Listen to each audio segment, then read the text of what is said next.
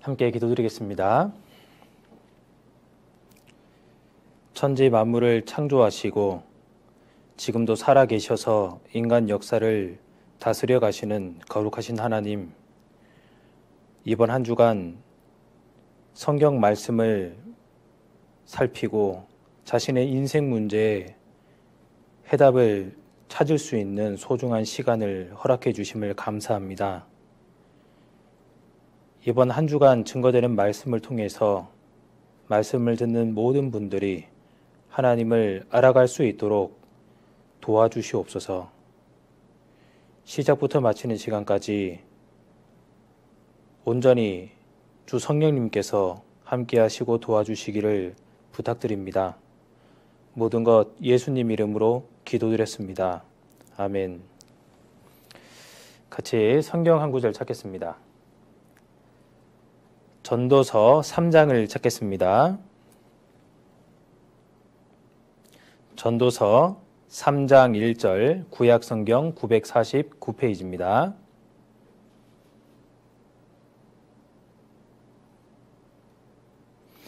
전도서 3장 1절 2절을 함께 읽겠습니다.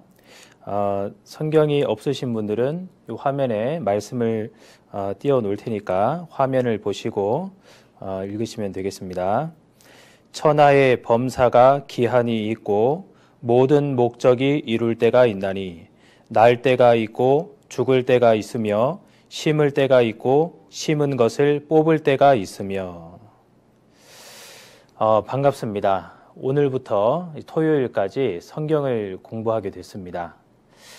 성경을 공부하는 데는 이 말씀에 있듯이 목적이 있습니다. 여러분에게 성경을 함께 공부하자 아마 많은 친구들이 또는 주위의 친구들이 이야기를 권한 적이 있을 겁니다. 그리고 오늘 그 권유함에 의해서 여러분들이 자의든 타의든 이 말씀을 듣게 됐습니다. 이 성경을 공부하는 데는 목적이 있습니다. 그냥 심심해서 배우자는 것도 아니고 또 여러분들이 생각하듯이 여러분들을 교인을 만들려고 하는 그런 목적도 아닙니다. 이 성경을 공부하고 이 성경에서 자신의 인생 문제를 풀어보자. 이것은 하나님에 관한 이야기가 되지만 여러분 개개인의 바로 자신에 대한 문제이기도 합니다. 그래서 이번 한 주간 여러분들이 공부를 해보면 정말 잘 들었다 하고 생각을 하게 될 겁니다. 여기 전도서 3장 1절에 화면을 잠깐 보시면요. 천하의 범사가 기한이 있고 모든 목적이 이룰 때가 있나니 그랬습니다. 이 기한과 목적이 있습니다. 우리 사람이 살아가는데 기한이 있습니다. 태어나는 때가 있으면 죽을 때가 있다고 성경 말씀하십니다. 이 말씀은 100% 진리입니다.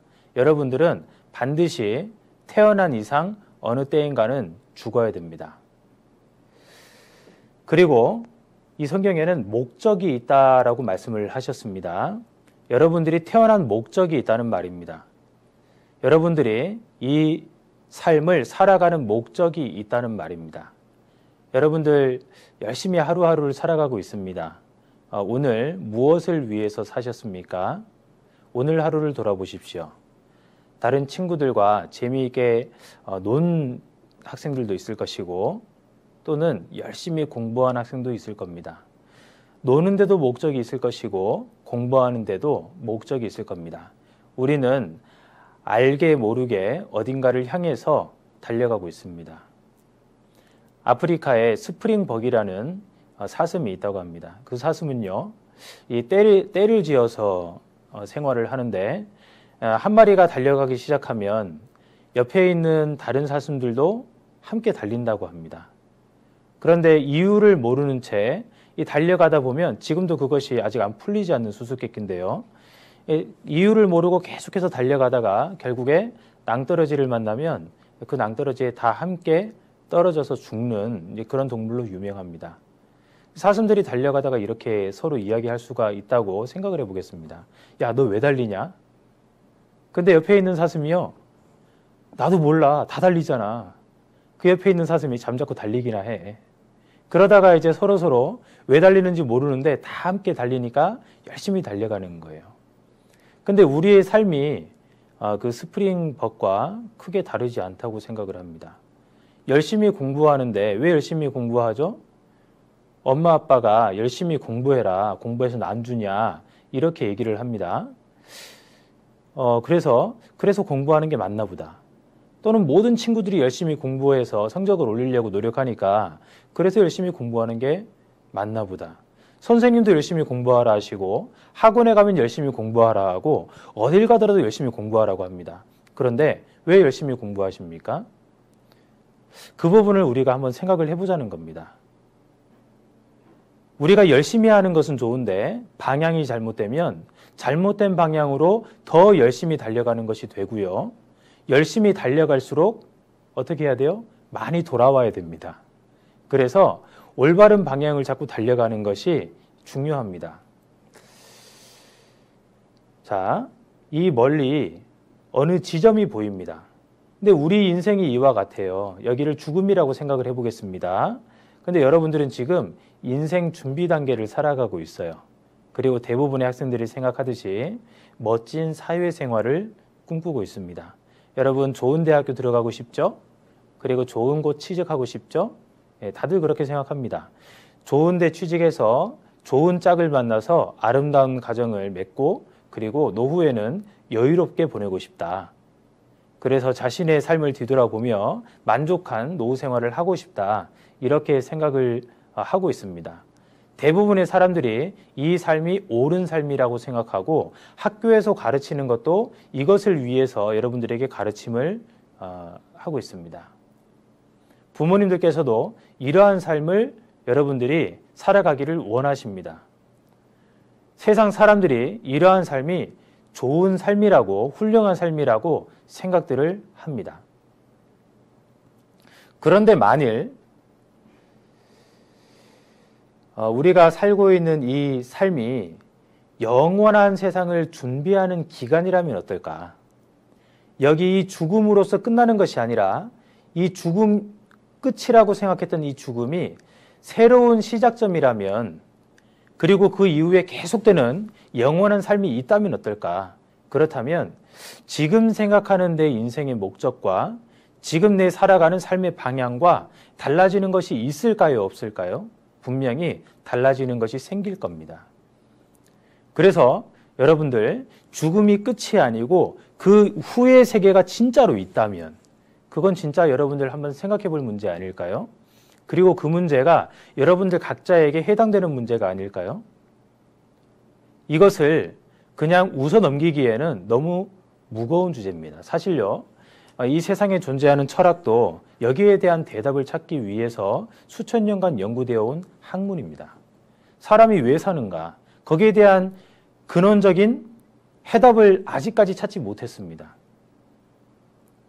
그래서 각자가 나름대로의 삶의 목표를 두고 열심히 살아가고 있거든요. 이것이 틀렸다, 저것이 맞다 이렇게 이야기할 수 없고 너는 그러냐, 나는 이렇다 이렇게 살아가고 있었습니다. 그런데 죽음 이후의 세계가 존재하고 그리고 그 죽음 이후의 세계가 어떻게 이루어져 있는지를 우리가 알게 된다면 그리고 그 존재에 대해서 우리가 확인하게 된다면 삶의 방향은 분명히 바뀔 거라고 생각합니다. 여기 이 사람이 누군지 여러분들 혹시 아시겠어요? 아시는 분들이 굉장히 많을 겁니다. 여러분들 핸드폰 뭐 쓰셔요? 저는 그 갤럭시 폰을 쓰는데요. 근데 많은 분들이 이 아이폰을 쓰는 분들이 있을 겁니다. 애플의 창시자. 많은 사람들이 이 사람은 정말 성공한 인생을 살았다라고 이야기를 하고 있습니다. 스티브 잡스. 그래서 너는 장래에 어떤 사람이 될래? 이렇게 물어보면요. 스티브 잡스 같은 아주 훌륭한 사람이 될 거라고 이제 그렇게 이야기하는 사람들이 있을 겁니다. 굉장한 사람이죠. 천재입니다. 실제로 천재입니다. 많은 사람들에게 어마무시한 영향력을 미친 1인입니다. 그런데 이 사람이 병실에서 마지막으로 했던 이 명언이라는 그런 글귀가 있습니다.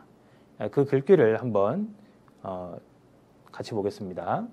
나는 비즈니스 세상에서 성공의 끝을 보았다. 타인의 눈에 내 인생은 성공의 상징이다. 그렇죠? 하지만 일터를 떠나면 내 삶의 즐거움은 많지 않다. 결국 부는 내 삶의 일부가 되어버린 하나의 익숙한 사실일 뿐이었다. 근데 이 말이 정말 공감이 됩니다. 그토록 원했던 새로운 핸드폰을 샀는데 그 기쁨이 얼마나 갑니까? 며칠 지나고 몇 주가 지나면요, 새 핸드폰을 샀다는 기쁨은 사라지고 맙니다.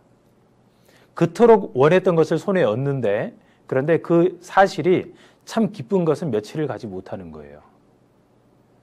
이 스티브 잡스가 굉장한 부를 얻었는데 또 명성을 얻었습니다. 그런데 그것은 그저 익숙한 사실에 지나지 않았다 라고 이야기를 하는 겁니다. 계속해서 보겠습니다. 지금 병들어 누워 과거의 삶을 회상하는 이 순간 깨달았다. 정말 자부심 가졌던 사회적 인정과 부는 결국 닥쳐올 죽음 앞에 희미해지고 의미 없어져 간다는 것을. 어둠 속 나는 생명 연장 장치의 녹색빛과 윙윙거리는 기계음을 보고 들으며 죽음의 신의 숨결이 다가오는 것을 느낄 수 있다. 죽음을 기다리고 있는 거죠. 끝없이 부를 추구하는 것은 결국 나 같은 비틀린 개인만을 남긴다. 신은 우리에게 부가 가져오는 환상이 아닌 만인이 가진 사랑을 느낄 수 있도록 감각을 선사하였다. 내 인생을 통해 얻는 부를 나는 가져갈 수 없다. 이 세상에서 제일 비싼 침대가 무슨 침대일까? 병들어 누워있는 침대이다. 너는 내 차를 운전해줄 사람을 고용할 수 있고 돈을 벌어줄 사람을 구할 수도 있다. 하지만 너 대신 아파줄 사람을 구할 수 없을 것이다. 잃어버린 물질적인 것들은 다시 찾을 수 있다. 하지만 인생은 한번 잃어버리면 절대 되찾을 수 없는 유일한 것이다. 한 사람이 수술대에 들어가며 본인이 끝까지 읽지 않은 유일한 책을 깨닫는데 그 책은 바로 경건한 삶에 대한 책이다. 바로 성경입니다. 우리가 현재 삶의 어느 순간에 있던 결국 시간이 지나면 우리는 삶이란 극의 커튼이 내려오는 순간을 맞이할 것이다. 자, 스티브 잡스는요, 자신이 죽음 앞에 이르렀을 때 자기가 지금까지 이뤄온 모든 것들이 얼마나 허망한 것인 줄을 깨닫게 됐습니다. 여러분들이 좇고 있는 그것이 스티브 잡스보다 더 큰 것입니까? 여러분들이 부를 얻는다면 스티브 잡스보다 더 큰 부를 얻을 수 있을까요? 물론 그런 사람이 있으면 행운이라고 여길 수 있습니다. 그런데 대부분의 사람들이 그럴 수는 없는 거죠. 여러분들이 명예를 얻는다면 스티브 잡스만큼의 명예를 얻을 수 있을까요? 그러기는 쉽지 않을 겁니다. 그런데 스티브 잡스는 그 끝을 살아본 사람이에요. 그 끝에서, 삶의 끝자락에서 그는 모든 것이 자신에게 허망한 것만 안겨준 거예요. 그래서 내가 정말 참으로 경건에 관한 책을 읽었더라면, 그리고 내 삶을 올바르게 성찰할 수 있고 올바른 행복을 구할 수 있었더라면 하고 생각을 하고 있습니다. 여러분 지금 한참 새파란 나이인데, 한참 젊은 나이인데 이런 말 하니까 굉장히 좀 마음에 뭐 저렇게 무거운 주제를 이야기하냐, 난 아직 죽으려면 멀었는데 그건 나중에 생각해도 되는 문제 아니냐, 이렇게 생각하시면 안 됩니다. 왜냐면요, 죽음이라는 것은 내가 예측하고 죽을 수 있는 그런 것이 아닙니다. 태어나는 것은 순서가 있지만 죽는 것에 순서가 있습니까? 죽는 것엔 순서가 없어요. 여러분, 내일 당장 여기에 있는 누군가가 죽을 수도 있는 겁니다. 그렇지 않습니까? 그것이 객관적인 말 아닙니까? 제가 협박하려고 하는 말이 아니고요. 정말 그럴 수 있는 거예요. 제가 오늘 밤에 당장 어떤 일을 당할 수도 있는 겁니다. 누군가가 어떤 일을 당한다고 해서 이상한 세상이 아닌 거예요. 그러니까 우리는 자신의 삶입니다. 자신의 삶에 대해서 올바르게 바라볼 수 있는 시각을 가져야 되는 거예요. 내가 왜 인생을 살아가고 있는가? 이 세상 다음의 세상이 정말로 존재하는가? 그런데요, 내가 허망하게 죽더라도 이 세상 다음의 세상이 정말로 그런다면요, 그건 행운입니다. 이대로 끝이 아니라 무언가 새로운 것이 있는 것 아닙니까?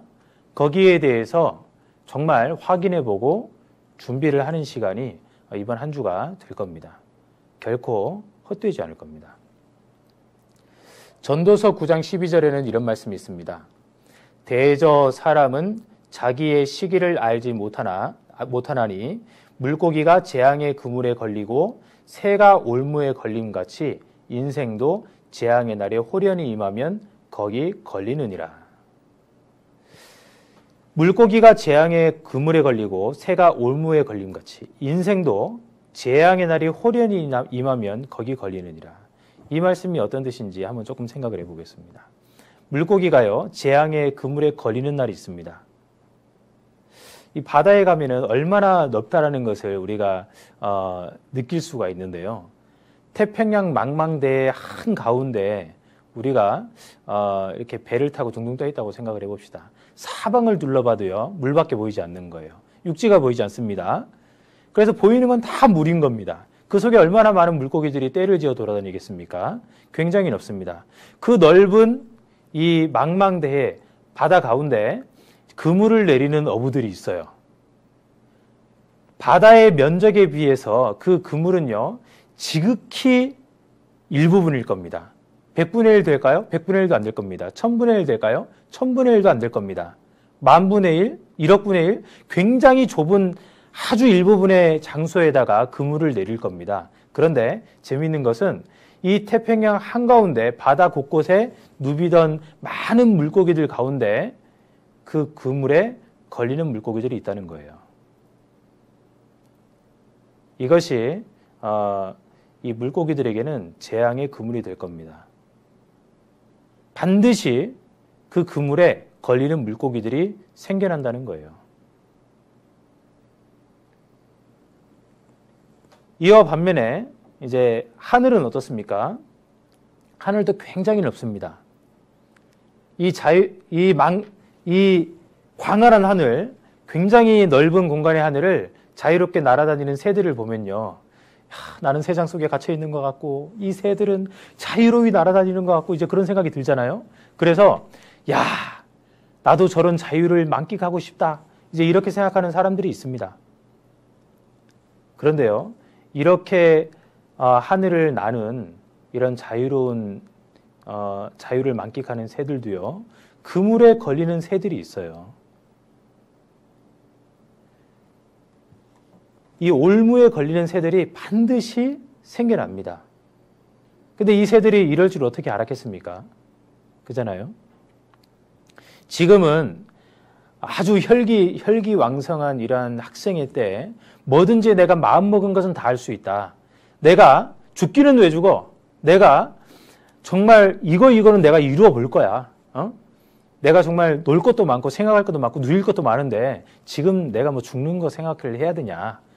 왜 그렇게 사람이 비관적이야? 이렇게 생각할 것이 아닌 거예요. 잠언 27장에 이런 말씀이 있습니다. 너는 내일 일을 자랑하지 말라. 하루 동안에 무슨 일이 날는지 내가 알 수 없음이니라. 너는 내일 일을 자랑하지 말라. 하루 동안에 무슨 일이 날지 우리가 알지 못하는 거예요. 여기 영상 하나 같이 보시겠습니다.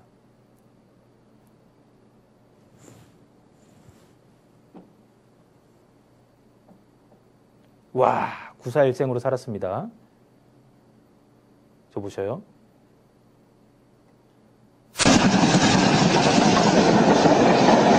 기차 소리가 시끄러워서 반대편에서 오는 기차를 못 듣는 거예요. 저 사람 보셔요. 와.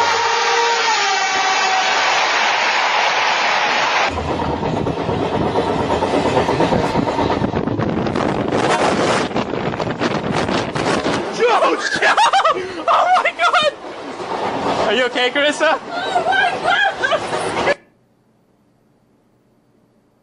와.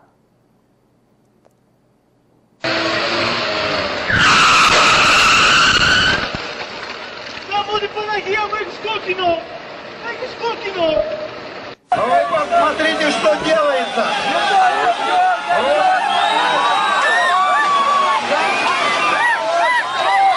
Смог удержаться! Вот это азарт! 출근 시간인 오늘 오전 8시 40분쯤 서울 교대역 부근 도로입니다. 6차선 도로를 가로지르던 택시가 승용차와 거의 직각으로 충돌합니다. 자, 이걸 보면요. 이 사람들은 아까 앞에서 본 사람들하고는 전혀 다른 이제 종류거든요. 그러니까 앞에는 죽을 만한 상황인데 사람들이 다 살았어요. 근데 이 사람들은 그냥 법적으로 보호받을 수 있는 인도를 그냥 걸어가고 있었습니다. 근데 순식간에 차가 덮치니까 어떻게 됩니까? 치일 수밖에 없는 거예요. 야, 저거 나 같으면 피하는데, 그렇게 생각하시면 안 됩니다. 이런 상황에 부딪히게 되면요, 눈앞이 하얘지고 몸이 딱 굳어요. 예.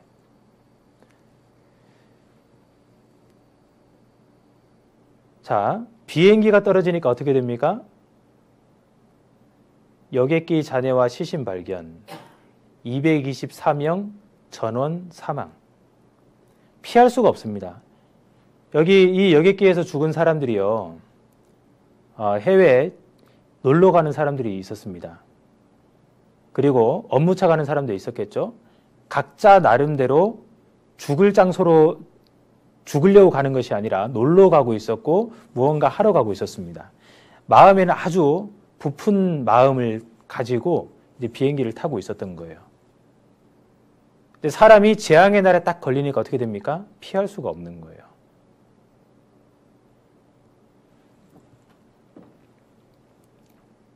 자, 인생에 너무나 중요한 질문이 있습니다. 이것이요, 미룬다고 능사가 아닌 거예요. 빨리 생각하면 생각할수록 훨씬 더 많은 준비를 할 수 있고 훨씬 더 지혜롭게 살 수 있습니다. 공부를 평생 안 하다가 이제 공부라는 것은 아예 해본 적이 없다가 이제 고3 수능 100일 이제 앞에 다가왔을 때 100일 작전 쓴다고 좋은 대학교 들어가겠습니까? 너무 늦게 깨달은 거죠. 공부를 해야 된다는 사실을요. 그래서는 이제 많이 준비했다 할 수가 없잖아요. 어릴 때부터 이제 내가 좋은 대학교 들어가겠다. 그걸 일찍 깨닫고 일찍부터 공부를 실천한 사람이 더 좋은 결과를 얻게 될 겁니다. 인생에 대해서 우리가 생각해 보면 나중에 인생의 답을 얻고 산 사람과 얻지 못하고 산 사람의 차이는 너무나 큰 차이가 있을 겁니다.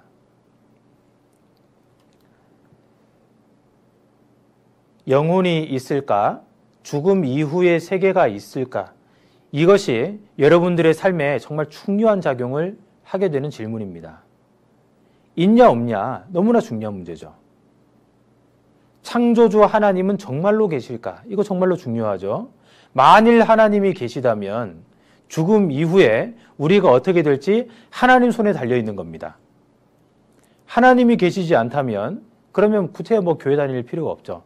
취미 삼아 다니는 사람이야 다니라고 하지만 하나님이 안 계시다면 그렇다면 교회 다닐 필요도 없고 자기가 살고 싶은 대로 살면 됩니다. 그래서 창조주, 우리를 지으신 하나님이 정말로 계실까? 이거 정말 중요한 문제입니다. 그리고 우리가 이번 주에 성경을 배우게 될 텐데요. 성경은 무엇이냐? 굉장히 중요합니다. 그리고 창조주 하나님의 분명한 증거가 있는가? 이 증거를 살펴볼 거예요. 그래서 그냥 믿어라. 이거 믿으면 믿어서 믿는 거지. 그런 말을 드리려고 하는 게 아니에요. 그래서 확실한 증거를 살펴보고 맞으면 우리가 받아들이고 틀리면 받아들이지 않고 여러분들이 최종적으로 선택은 하는 겁니다. 단 여러분들이요, 말씀을 들으실 때 정말로 이것이 그런가 하는 마음으로 정말 내가 내 감정에 치우치지 않고 그리고 나의 어떤 기호대로 선택하지 않고 그리고 내가 바라는 대로 곡해하지 않고 정말로 그것을 객관적으로 내가 재판관의 입장에서 생각을 해보겠다. 이러한 마음으로 말씀을 들어보시면 여러분들에게 굉장한 유익이 될 겁니다. 하나하나 생각을 해보겠습니다. 첫 번째, 영혼이 있을까? 죽음 이후의 세계가 있을까? 이 문제입니다. 자, 영혼이 있을까? 죽음 이후의 세계가 있을까? 1. 있다. 2. 없다. 자, 3번이 있을까요? 3번 없습니다. 그래서 있든지 없든지 둘 중에 하나예요. 있을까요? 없을까요? 이거 굉장히 중요한 문제잖아요. 자, 교통사고 당할 확률을 따지니까 35% 정도가 된다고 합니다. 그래서 사람들이 이제 보험에 가입을 하죠. 이것을 이제 대비하는 겁니다. 암 걸릴 확률 36%가 된다고 합니다. 그래서 어떻게 해요? 암보험에 가입을 합니다. 34%니까 나머지 64%는 안 걸린다는 얘기잖아요. 안 걸릴 확률이 더 높아요. 근데 암보험 왜 가입을 합니까? 걸릴 수도 있으니까 가입을 합니다. 혹시라도 걸리면 이거 안 되니까요. 그러니까 이제 암보험에 가입을 하는 거예요. 대비하는 겁니다. 이것이 지혜로운 것이죠. 자, 그렇다면 죽을 확률 몇 %예요? 죽을 확률은 100%입니다. 그렇다면 자, 죽을 확률 100%죠. 그리고 죽음 이후의 세계가 있을 확률은 몇 %예요? 아까 있다 없다 둘 중에 하나잖아요. 자, 죽음 이후의 세계가 있을 확률이 50%입니다. 50%. 자, 죽음 이후의 세계가 있을 확률이요. 교통사고 당할 확률보다 높고 그리고 암 걸릴 확률보다도 높습니다. 그렇다면 죽음 이후의 세계가 있을 확률이 50%, 제일 높은데요. 그럼 대비를 해야 됩니까? 안 해야 됩니까? 그런데 많은 사람들이요. 여기에 대해서 대비를 하지 않고 삽니다. 정작 중요한 자신의 영혼의 문제, 그리고 자신의 삶에 대한 문제에 있어서 이 부분을 대비하지 않는 것이 지혜로운 것일까요? 그것은 지혜롭다고 말할 수는 없는 겁니다. 그러니까요, 적어도 내가 있을지 없을지 그것을 알지 못하는 상태에서도 사람들이 대비를 하는데, 그런데 있을지 없을지 확인하는 것은 필요하지 않겠습니까? 그건 정말로 필요한 거예요. 예로부터 어르신들께서 죽음에 대해서 여러 가지로 표현을 했습니다. 돌아가셨다, 숨을 거두셨다, 별세하셨다, 소천하셨다. 여러분들 이 중에 한 가지는 그래도 들어봤을 겁니다. 아, 누구누구 할아버지 돌아가셨대. 그죠? 아, 별세하셨습니다. 그리고 TV를 봐도 의사 선생님이 딱 나오셔가지고 숨을 거두셨습니다. 다 그렇게 얘기하잖아요. 그러니까 그런 얘기를 딱 들어봐도요, 이게 무슨 뜻입니까? 그게 죽었다는 얘기예요.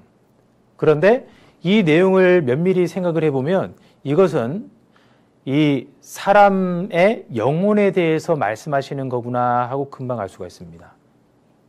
자, 돌아가셨다. 돌아가셨습니다. 그런데요, 어딜 돌아가셨다는 거냐. 지금 저기 누워 계시지 않냐고. 근데 거기는 이제 시체가 있습니다. 저기 계시지 않냐고. 숨이 끊어졌을 뿐이지.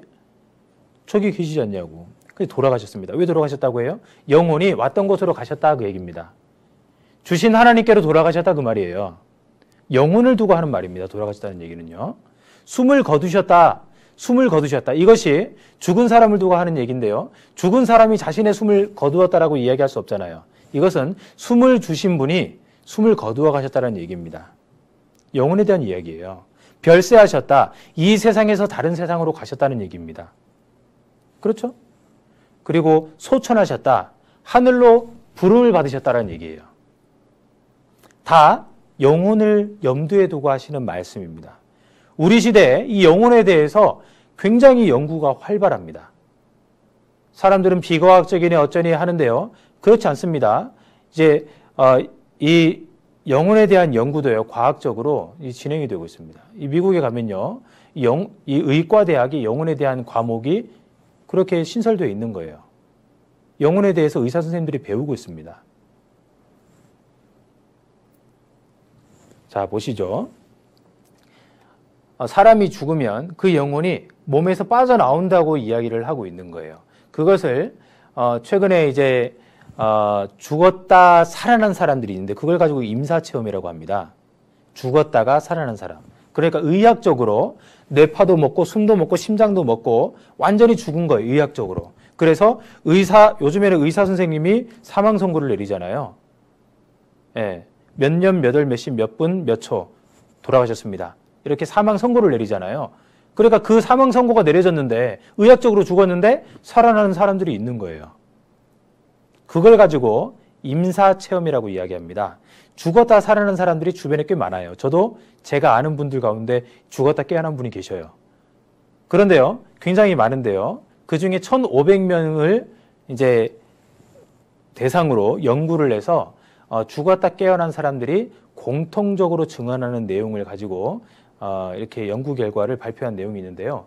그 내용을 간단하게 요약한 것을 잠깐 같이 보시겠습니다. 영상입니다. 이게 왜 안 나올까요? 잠시만 기다려 주십시오.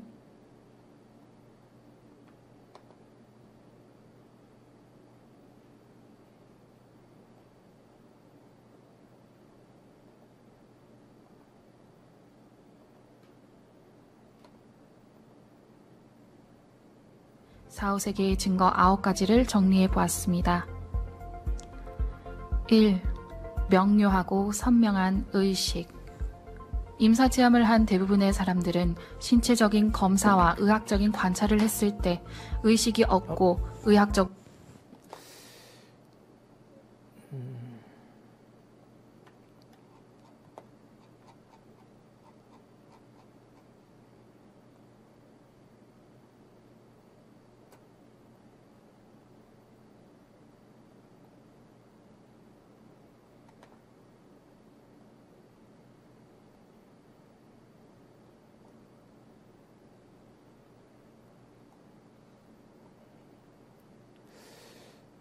이것은 그러면 나중에 보고요. 다른 영상으로 같이 보겠습니다.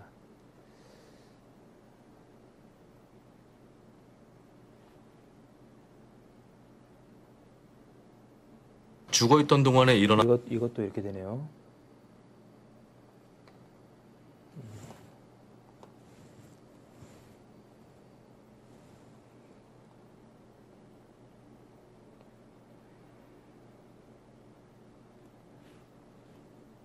사후세계의 증거 9가지를 정리해 보았습니다. 자, 플레이 영상. 1. 명료하고 선명한 의식.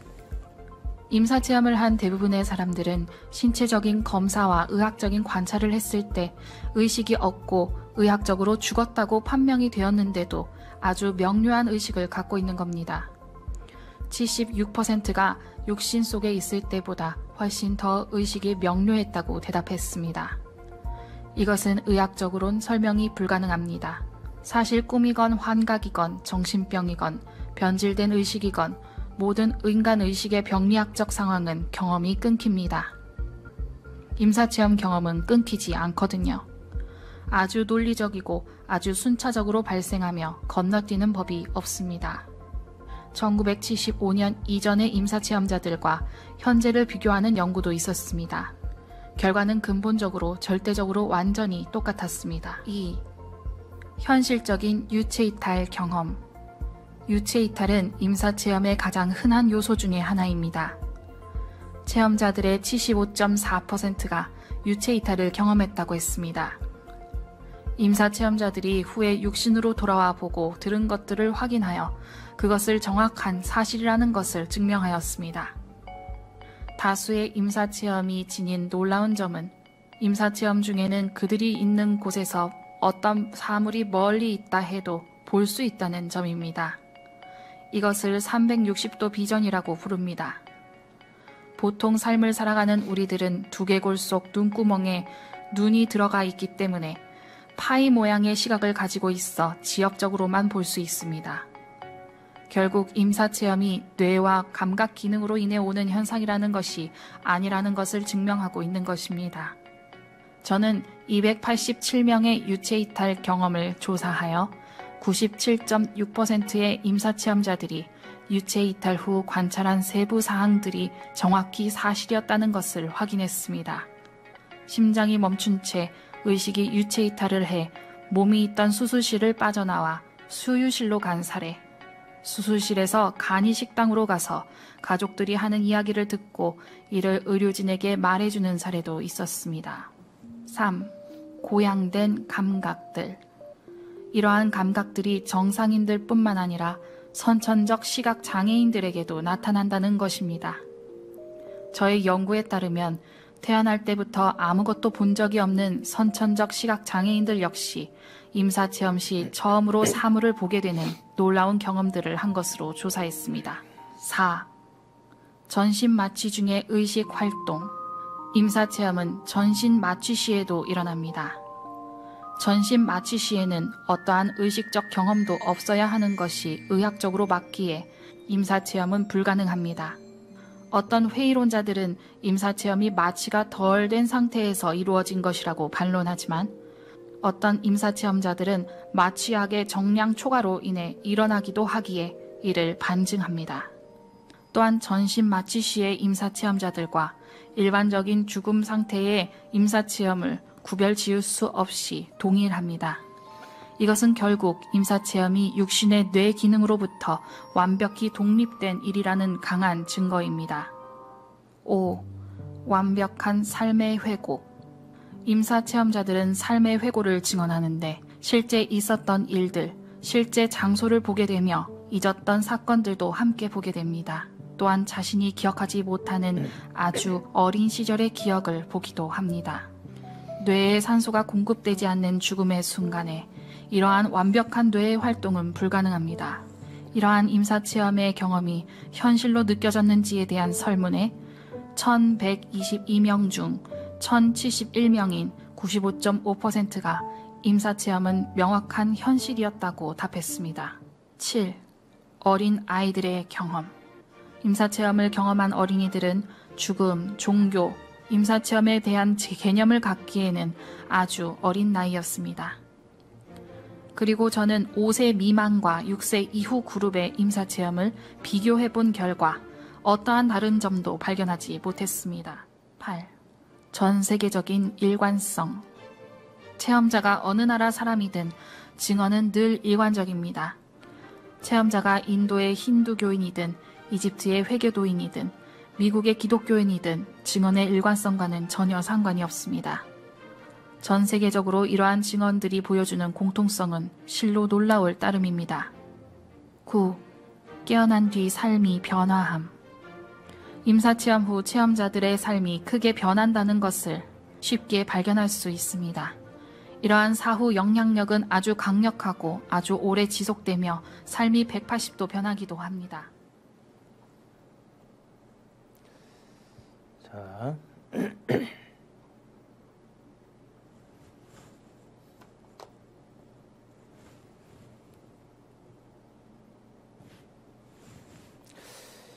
사후의 삶을 수백만 명이 이 경험을 했다고 이제 신문에도 이렇게 나오죠.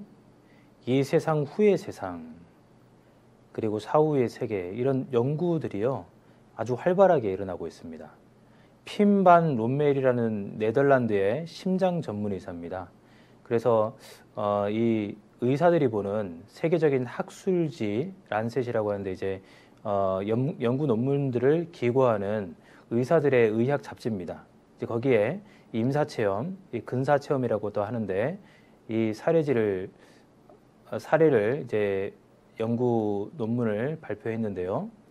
뇌의 모든 기능이 멈추고 나서도 사람들은 의식을 가지고 있습니다. 이게 어떻게 가능할까요? 이것은 과학적으로 불가능한 일입니다.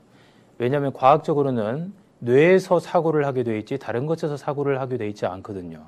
근데 뇌의 모든 기능이 멈추고 났는데 사고를 한다는 겁니다. 그리고 더욱 완벽한 사고를 한다는 것이죠. 여기 란셋입니다. 이곳에 발표된 연구는 세계적인 주목을 받죠. 세계 모든 전문가들은 란셋을 읽습니다. 여기서 보면 아까 그 연구 논문 발표한 이제 그 내용을 요약해 놓은 그 영상과 이제 동일한 내용들입니다.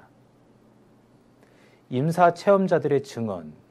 팸 레이놀즈라는 이 가수는요, 자신의 두개골을 절개하고 수술을 하는 그 과정을 지켜봤다고 합니다. 어떻게 지켜봅니까? 전신 마취했는데 몸 밖에서 자신의 수술 과정을 이야기하고 그리고 수술 도구들을 이야기하고 주고받은 이야기들을 이야기를 하는 겁니다. 이런 일들이 어떻게 가능하냐? 그것이 가능하려면 의학적인 방법으로는 과학적인 방법으로는 불가능하고요. 영혼이 있다는 그 결론밖에는 나오지 않는 거예요. 자, 저는 근사 체험을 하고 완전히 변했어요. 말로 설명할 수 없는 신비로운 일이었죠. 이런 증언들이 있습니다. 2, 3분간 짧은 근사 체험으로 인해 인생 전체가 바뀝니다. 아주 인상 깊은 변화죠. 이 죽었다 깨어난 경험을 하게 되면요, 사람의 삶이 바뀝니다. 왜 그럴까요? 죽음 이후의 세계가 있거든요. 죽음 이후의 세계가 없으니까 이렇게 살아가고 있었는데, 만일 죽음 이후의 세계가 실제로 존재하고 그것이 이 세상을 살아가듯이 너무나 생생하게 펼쳐지고, 그리고 이 세상에서 내가 어떻게 살았느냐에 따라서 죽음 이후의 세계가 영향을 많이 미치게 된다면 여러분들 지금처럼 그대로 살아가시겠습니까? 그럴 수가 없는 거예요. 분명히 여러분들 인생에 변화가 주어질 수밖에 없는 겁니다. 그리고 죽음 이후의 세계가 존재하고 하나님이 계신다는 그 증거는 너무나 많습니다. 그래서 여러분들이 반드시 거기에 대해서 깊이 있게 생각을 하고 올바른 해답을 얻기를 바랍니다. 데살로니가 전서 5장을 같이 찾겠습니다. 데살로니가 전서 5장 23절입니다.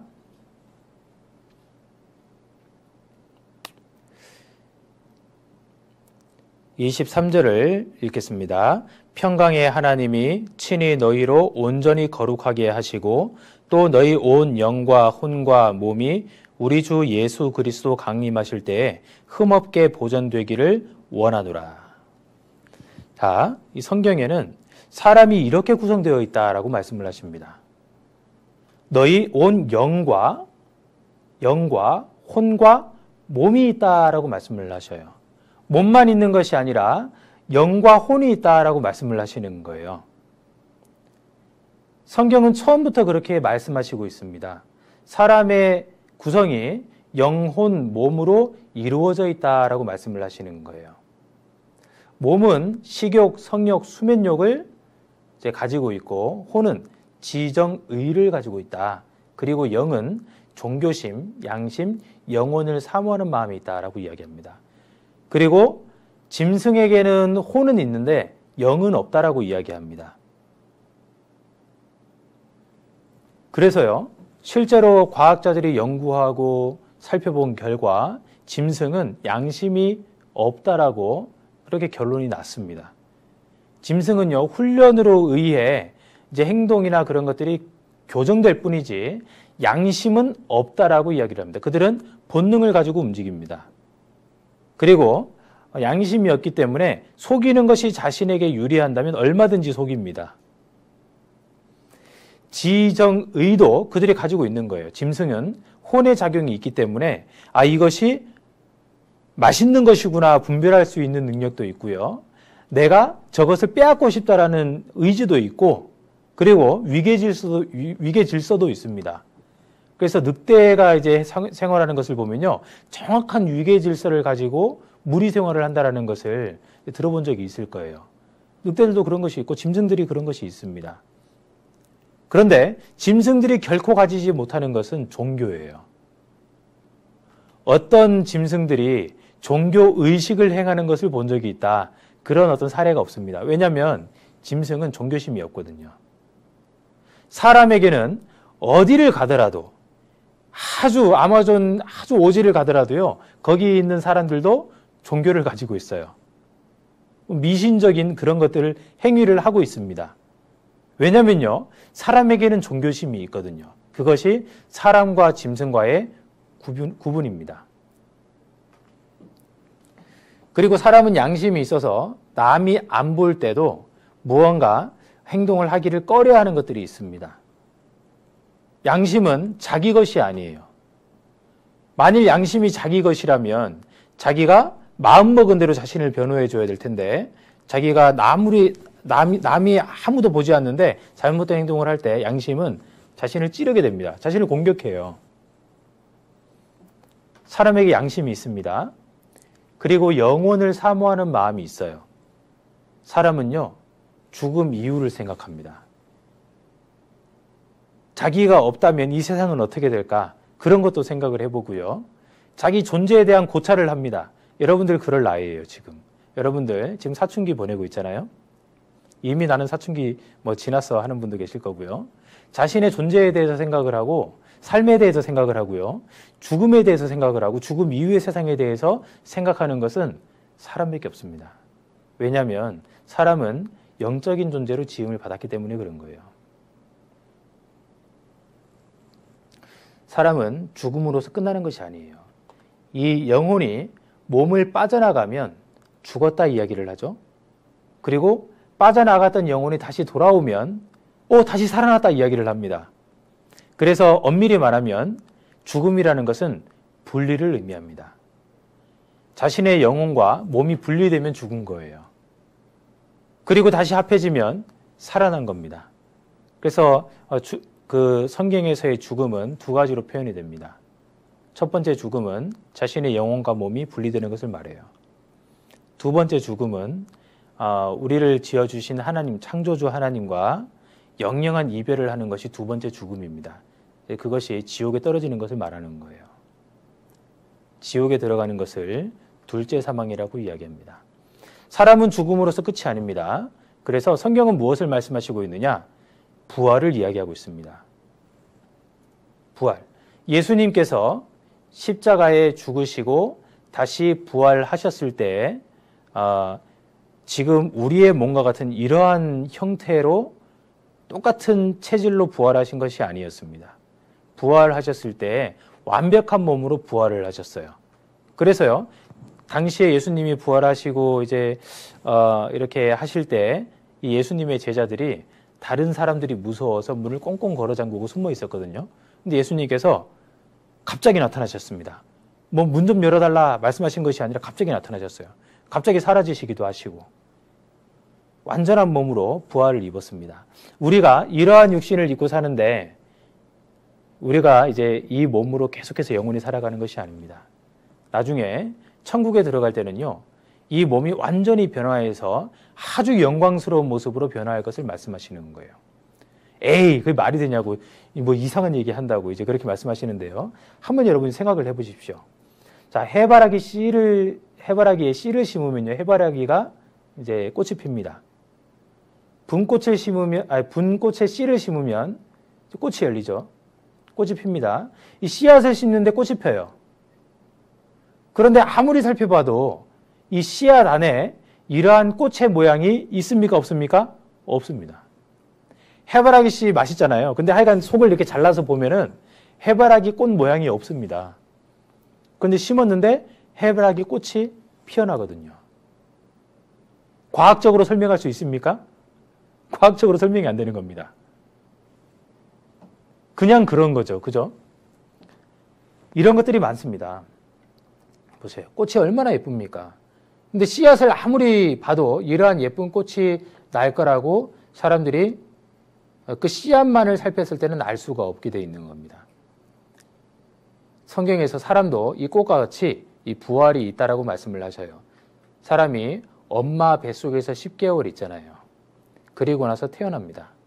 엄마 뱃속에 있는 아기가 이제 생각을 했다고 한번 쳐봅시다. 내가 이렇게 지금 엄마 뱃속에서 이렇게 살아가는 것은 참 이렇게 행복하고 그리고 참 편안한 삶이야. 뭐 일할 필요도 없지. 그리고 뭐 하여간 이제 여기는 편안하고 엄마의 사랑을 듬뿍 받으며 태교하시잖아요. 엄마의 사랑을 듬뿍 받으며 너무 좋은 곳이야. 그런데 아무리 생각해도 이건 이해가 안 돼. 이것이 왜 있을까? 내 손. 뭐 손으로 잡을 것도 없는데 일할 것도 없고 뭐 아무것도 없는데 이건 왜 있을까? 내 발은 어디 갈 것도 없는데 다리는 왜 있을까? 그리고 눈은 왜 있을까? 코는 숨쉬고 냄새 맡을 것도 없는데 코는 왜 있어? 왜 있습니까? 10달 이후에 이 아이가 엄마 뱃속에서 나와보니까 이제 이해가 되는 거예요. 잡고 쓰고 해야 될 일들이 있고요. 걸어 다녀야 되고 그리고 생각을 하고 보고 듣고 냄새를 맡고 먹고 그 모든 것들이 이거 엄마 뱃속에서 필요한 것이 아니었고 이 나와서 필요한 것이었구나. 그렇게 이제 생각을 하게 되는 겁니다. 여러분 속에요. 여러분의 양심이 있습니다. 여러분의 영혼이 이 몸 안에 있잖아요. 이것은요. 영원한 삶을 위해서 넣어주신 거예요. 왜 영원한 것을 생각합니까, 사람들이요? 사람들이 사랑을 고백할 때도 영원히 당신만을 사랑해. 그렇게 얘기하잖아요. 왜 영원히 사랑한다고 합니까? 7, 80년밖에 못 살면서. 왜냐하면 사람에게는 영혼을 사랑하는 마음이 있기 때문에 그래요. 그리고 양심이 있습니다. 왜 양심이 있습니까? 죽음을 건너갈 때 선악간의 판단이 쫙 되는 거예요. 자신의 인생이 쫙 다 생각이 난다고 했잖아요. 선악간의 판단이 쫙 되는 겁니다. 이것이요. 아, 양심이 이 세상을 살아가는데 필요한 것이 아니었구나. 저 세상을 건너가는데 이 양심이 기준이 되는 것이구나 라는 것을 알게 되는 거예요. 영원한 세상을 사모하고 있었는데 죽고 나니까 진짜 영원한 세상이 있구나라는 것을 알게 되는 겁니다. 그래서 사람이 태어나서 죽을 때까지 죽음을 준비합니다. 그리고 영광스러운 모습으로 부활해서 영원한 천국에 들어가는 사람들이 있고요. 반면에 아주 흉측한 모습으로 부활을 해서 지옥으로 떨어지는 사람들이 있다는 겁니다. 이것이 사실이라면 정말로 심각한 문제 아닙니까? 생각해 봐야 되지 않습니까? 인간의 삶의 참된 목적에 대해서 우리가 생각을 해봐야 되는 겁니다. 많은 사람들이 태어나고 죽는데요. 그 사이에 무엇이 목적이냐? 그것은 영원한 생명을 얻는 것이 목적이라고 이야기를 하는 겁니다. 요한복음 5장 39절에 너희가 성경에서 영생을 얻는 줄 생각하고 성경을 상고하거니와 이 성경이 곧 내게 대하여 증거하는 것이로다. 성경에서 영생을 얻는다라고 이야기했습니다. 영생을 얻는다라는 것은 천국에 들어간다 그 말이에요. 천국에 들어가는 것을 성경을 자세히 연구함으로써 알 수 있고 얻을 수 있다는 겁니다.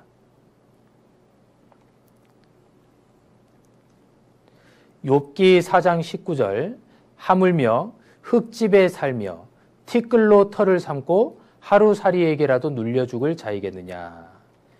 흙집에 산다고 이야기했는데 여러분 아파트에 살잖아요. 아파트는 콘크리트로 만들었습니다. 여기서 흙집은요. 여러분들 몸을 이야기하는 거예요. 과학자들이 몸을 연구해 보니까요. 흙은 어떠한 원소로 구성되어 있는가? 사람의 몸은 어떠한 원소로 구성되어 있는가? 흙하고 사람의 몸하고 비교를 해보니까요. 산소, 탄소, 수소, 질소, 칼슘, 인, 카리, 마그네슘, 철, 산소, 탄소, 수소, 질소, 칼슘, 카리 똑같은 거예요. 사람이 흙집에 산다 이 말은요. 비유적인 표현인데 우리의 몸이 흙집이었던 겁니다. 그리고 전도서 12장에 흙은 여전히 땅으로 돌아가고 신은 그 주신 하나님께로 돌아가기 전에 기억하라. 흙은 땅으로 돌아가지 않느냐. 결국에 우리가 죽으면 우리의 몸, 흙은 땅으로 돌아가게 돼 있습니다. 우리의 몸은 결국 땅으로 돌아가게 돼 있는 거예요. 태어나서 어릴 때, 야, 정말 천사같이 예쁘다. 천사 본 적도 없는데, 근데 하여간 천사같이 예쁘다. 이렇게 얘기하잖아요. 그런데 이제 나이가 들어서 성장하면, 야, 멋있다, 예쁘다. 그렇게 이야기합니다. 근데 결국요, 시간이 지나면 쭈글쭈글해지고, 나중에 주름도 많이 생기고, 그리고 허리가 굽고, 결국에 나이 들어 죽으면 땅에 묻히게 돼 있는 거예요. 자, 얼마나 예쁩니까? 이러한 예쁜 얼굴도 수십 년을 지키기가 어려운 거예요. 시간 지나면 이렇게 자글자글해지는 겁니다. 한때 그 미모를 날렸던 여배우도요. 시간이 지나면 이렇게 되는 거예요. 여러분들 이런 근육질이 되고자 하는 우리 그 남학생들이 많을 겁니다. 그런데요. 이것도 시간이 지나면 이렇게 되는 거예요. 네. 결국에 이제 흙은 땅으로 돌아가게 되어 있는 겁니다. 그리고 두 번째가 중요해요. 신은 그 주신 하나님께로 돌아가기 전에 기억하라. 신은 영혼을 말하는 겁니다. 사람의 영혼은 하나님께로 돌아가기 전에 기억하라. 하나님께서 우리를 이 땅에 보내셨습니다. 그리고 우리가 죽음을 건너가게 되면 몸 밖에서 하나님을 만나게 됩니다. 창세기 1장 27절 하나님이 자기 형상 곧 하나님의 형상대로 사람을 창조하시되 남자와 여자를 창조하시고 하나님께서 우리를 창조하시는데 어떠한 모습대로 창조하셨대요? 하나님의 형상대로 사람을 창조하셨다.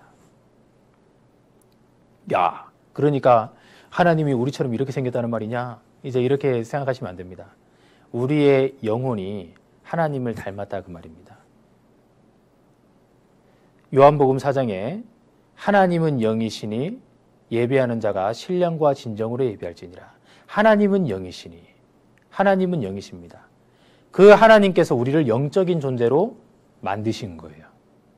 그래서 우리의 영혼이 하나님을 닮게 지음을 받았다는 겁니다.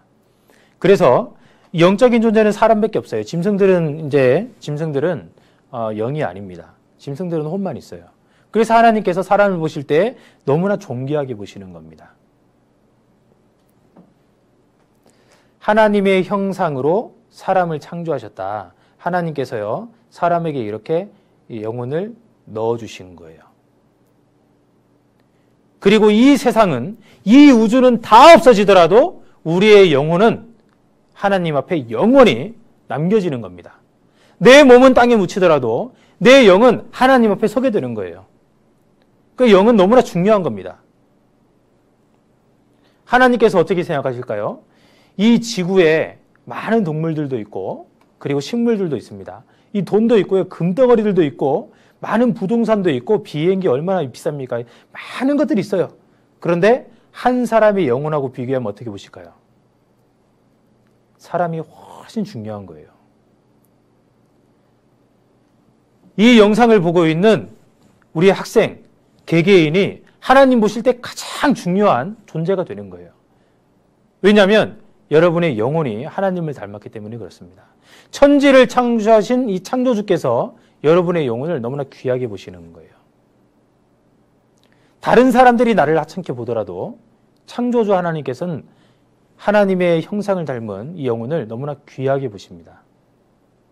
얼마나 여러분들을 귀하게 보시는지 이번 주 한 주를 쭉 들어보시면 여러분들이 알게 될 거예요.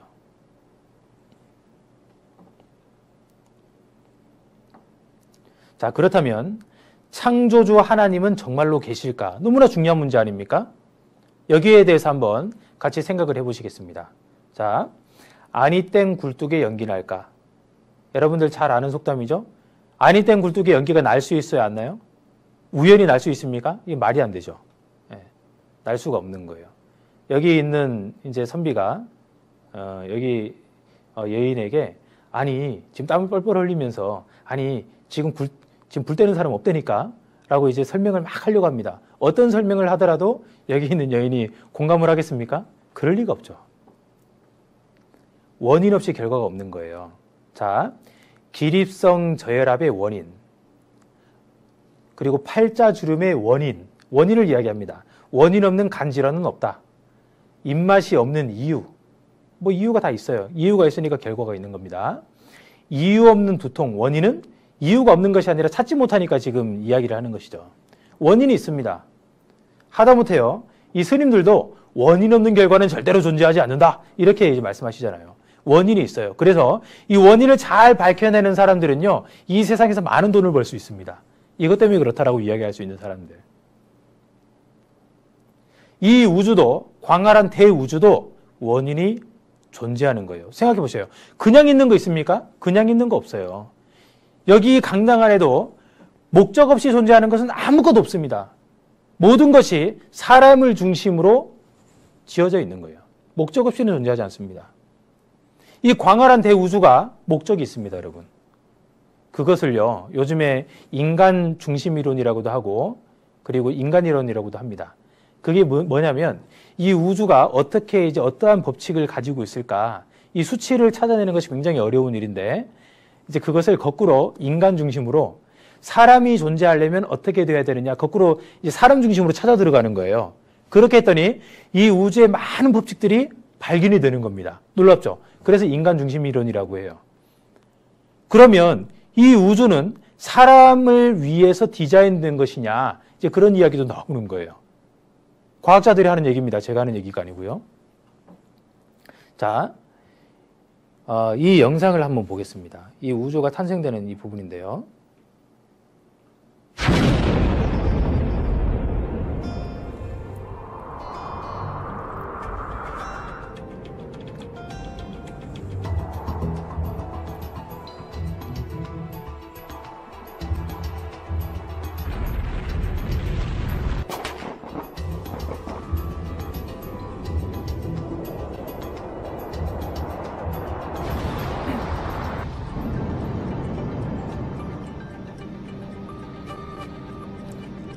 거꾸로 돌아갑니다.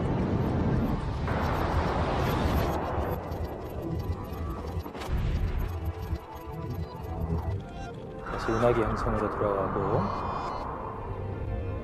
우주의 탄생 직전으로 돌아가는 거예요. 자, 이제 여기 이제 최초의 한 점, 큰 폭발이 일어나기 직전까지 이제 과학자들은요 저기까지 이제 추적해서 들어가요. 그래서 이 우주가 거대한 폭발, 한 특이점에서부터 시작이 돼가지고 큰 폭발로 인해서 이 우주가 생겨났다라고 이야기합니다. 과학자들의 이야기입니다. 물론요. 그렇다면 여기에서 한 발짝 더 나아가서 그 폭발은 무엇에 의해서 생긴 것이냐? 원인이 있을 거 아닙니까? 원인. 그냥 우연히 생겼다. 그냥 뭐 저절로 생겨났어. 그게 과학적인 이야기입니까? 그 과학적인 이야기 아닙니다. 원인이 있어야 결과가 있는 거예요. 그 원인은 무엇이냐? 근데 거기에 대해서 이야기하려고 하면요. 이 과학자들은 그럽니다. 그것은 과학의 영역 밖의 이야기야. 그렇게 이야기합니다. 아니 원인이 있어야 되는 거 아니냐? 이야기하면요. 아 그것은 이야기하는 건 참 어리석은 일이야. 이렇게 이야기합니다. 근데 어리석은 이야기도 아니고 그건 그냥 논리적인 이야기예요. 이 우주는 어떻게 탄생했느냐? 성경은 이렇게 말씀하십니다. 창세기 1장 1절에 태초에 하나님이 천지를 창조하시니라. 하나님께서 이 우주 만물을 창조하셨다라고 말씀하십니다. 그리고 하나님은 하나님 스스로에 대해서 무엇라 말씀하시느냐? 이렇게 말씀하십니다. 하나님이 모세에게 이르시되 나는 스스로 있는 자니라. 하나님은 스스로 있다라고 말씀을 하셨습니다. 그리고서 이는 만물이 주에게서 나오고 주로 말미암고 주에게로 돌아갑니다. 만물이 주에게서 나온다라고 말씀을 하셨어요. 여호와는 하늘을 창조하신 하나님이시며 땅도 조성하시고 견고케 하시되 헛되이 창조치 아니하시고 사람으로 거하게 지으신 자시니라. 하나님께서 그 모든 것들을 창조하시고 조성하셨다는 말씀하십니다. 하나님께서 모세에게 나는 스스로 있는 자니라. 무슨 말이냐면요. 나는 원래부터 있는 자다 그 말이에요. 나는 누군가가 지어서 누군가가 낳아서 존재하게 된 것이 아니라 나는 원래부터 나 스스로 있는 자다라고 말씀하십니다.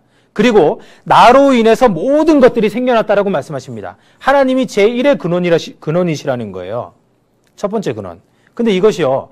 참으로 논리적인 말씀이에요. 우주는 원인이 있습니다. 스스로 존재한 것이 아니에요. 폭발로 인해서 생겨났습니다. 근데 그 폭발의 근원이 하나님이라는 거예요. 근데 하나님은 어떻게 생겨났냐고 이야기하는 사람들이 있습니다. 하나님은 원래부터 계신 분입니다. 에이 말이 안 돼. 그게 말이 되냐 이렇게 얘기하는 분들이 있는데요. 말이 됩니다. 왜냐면요.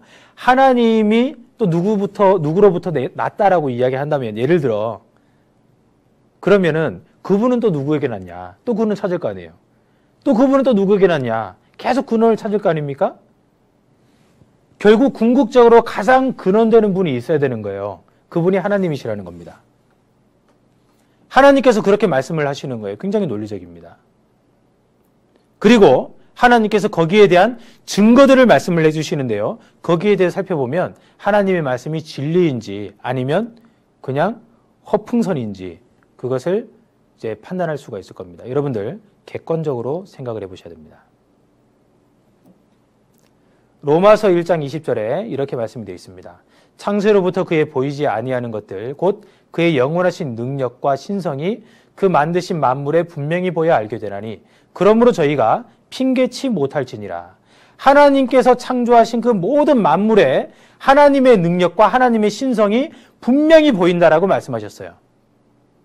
그래서 이 천지 만물을 잘 살펴보기만 해도 하나님이 계시는 것을 인정할 수밖에 없다라고 이야기를 하는 겁니다. 이게 하나의 영상을 보겠습니다.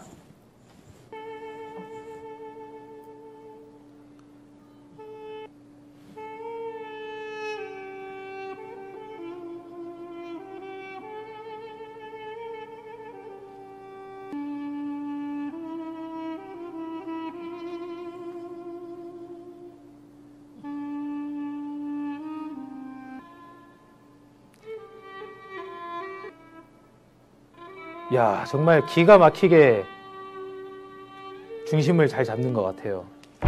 아유, 오늘 실패했네요. 다시 시도를 합니다.